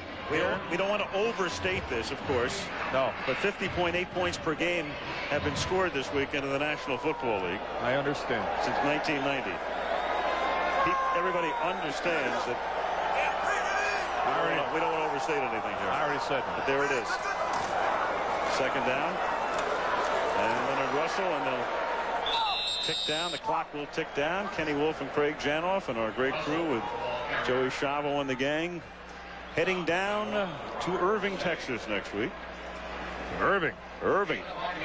Thanks in the booth. Kim Bowers back with us. Malibu Kelly Hayes, George Hill. And here is our stellar crew. Wolfman and Craig Janoff at the helm tonight. This game was not decided, but clearly the turnaround point, the Hail Mary at the end of the first half, gave San Diego the lead going into the locker room. And the Chargers relatively dominant in the second half. All Russell has to think about now is falling down and the clock ticking down, and they'll need just one more play. And the guys who bring us the sights and sounds, making sure the pictures and audio leave here, Victor Vitarelli and Chris Pfeiffer. Steve Hurd, our unparalleled director of information, along with Mark Ameno and Brian McGarry and Mark Loomis and the gang. And it's on to Texas Stadium next week. And Al, Al's birthday is tomorrow, right? Happy birthday, Al. Well, thank you so much. On the East Coast, where it's after midnight, it's already your birthday. Much appreciate. And happy birthday, Al. Of course, you can't believe anything you read in the papers tomorrow. How many candles should we put on that cake? About 19. 39. It's enough. You guys come bearing gifts tonight or what? Well, we also had an opportunity to welcome our new boss, Michael Eisner, here in San Diego. Steve Bornstein, the new head of sports. And I'm sure they enjoyed the sights and sounds of Monday Night Football. Absolutely. And a reminder that you can check out the NFL's new internet site, and there it is. There's the address, NFL.com. Might go online tomorrow and find out how old you are. Yes, you might. There'll be all kinds of nonsense at NFL.com tomorrow. Well, you could set the record straight. Yes, I could. This is your opportunity. I could, but I don't plan to. Dan, you want to ride home in my new plane? I would like to ride home in your new plane. Fourth down, and Bennett on fourth down to punt, taken into the 5-yard line by Glenn Milburn, and he steps out of bounds at the 24 with 9 seconds remaining in the game. Well, maybe the Lions can do to the Chargers what the Chargers did to the Lions. One miracle, and it'll be a long week in Detroit trying to explain how Andre Coleman got behind everybody and caught that pass at the end of the first half. And this, I think, will take 2 miracles. Of course, the game can't end on a defensive foul, and that's what Detroit will be looking for with a Hail Mary effort, and they would need a couple of them. I'd try to throw it to Barry Sanders and let him try to run it. They keep him in the block, and the Magic Man gets sacked, and that's the way this one will come to an end. Keith Washington. If I had one chance to win a ball game, and I had to have somebody thread the needle and go up it all the way down this football field, I'd be sorely tempted to give it to Barry Sanders in some shape, manner, or form. Marco Coleman with a sack to end it. Bobby Ross has won 2 in a row after a 3-game losing streak. And the San Diego Chargers are now 6-4. And the Detroit Lions have dropped to 4-6. As in the first meeting between these teams in 12 years, the home team prevails. The Chargers win at 27-21. Next Monday night, Green Bay at Dallas. Be there. Until then, Al Michaels, Frank Gifford, Dan Deirdre, Glenn Swan. Good night from San Diego.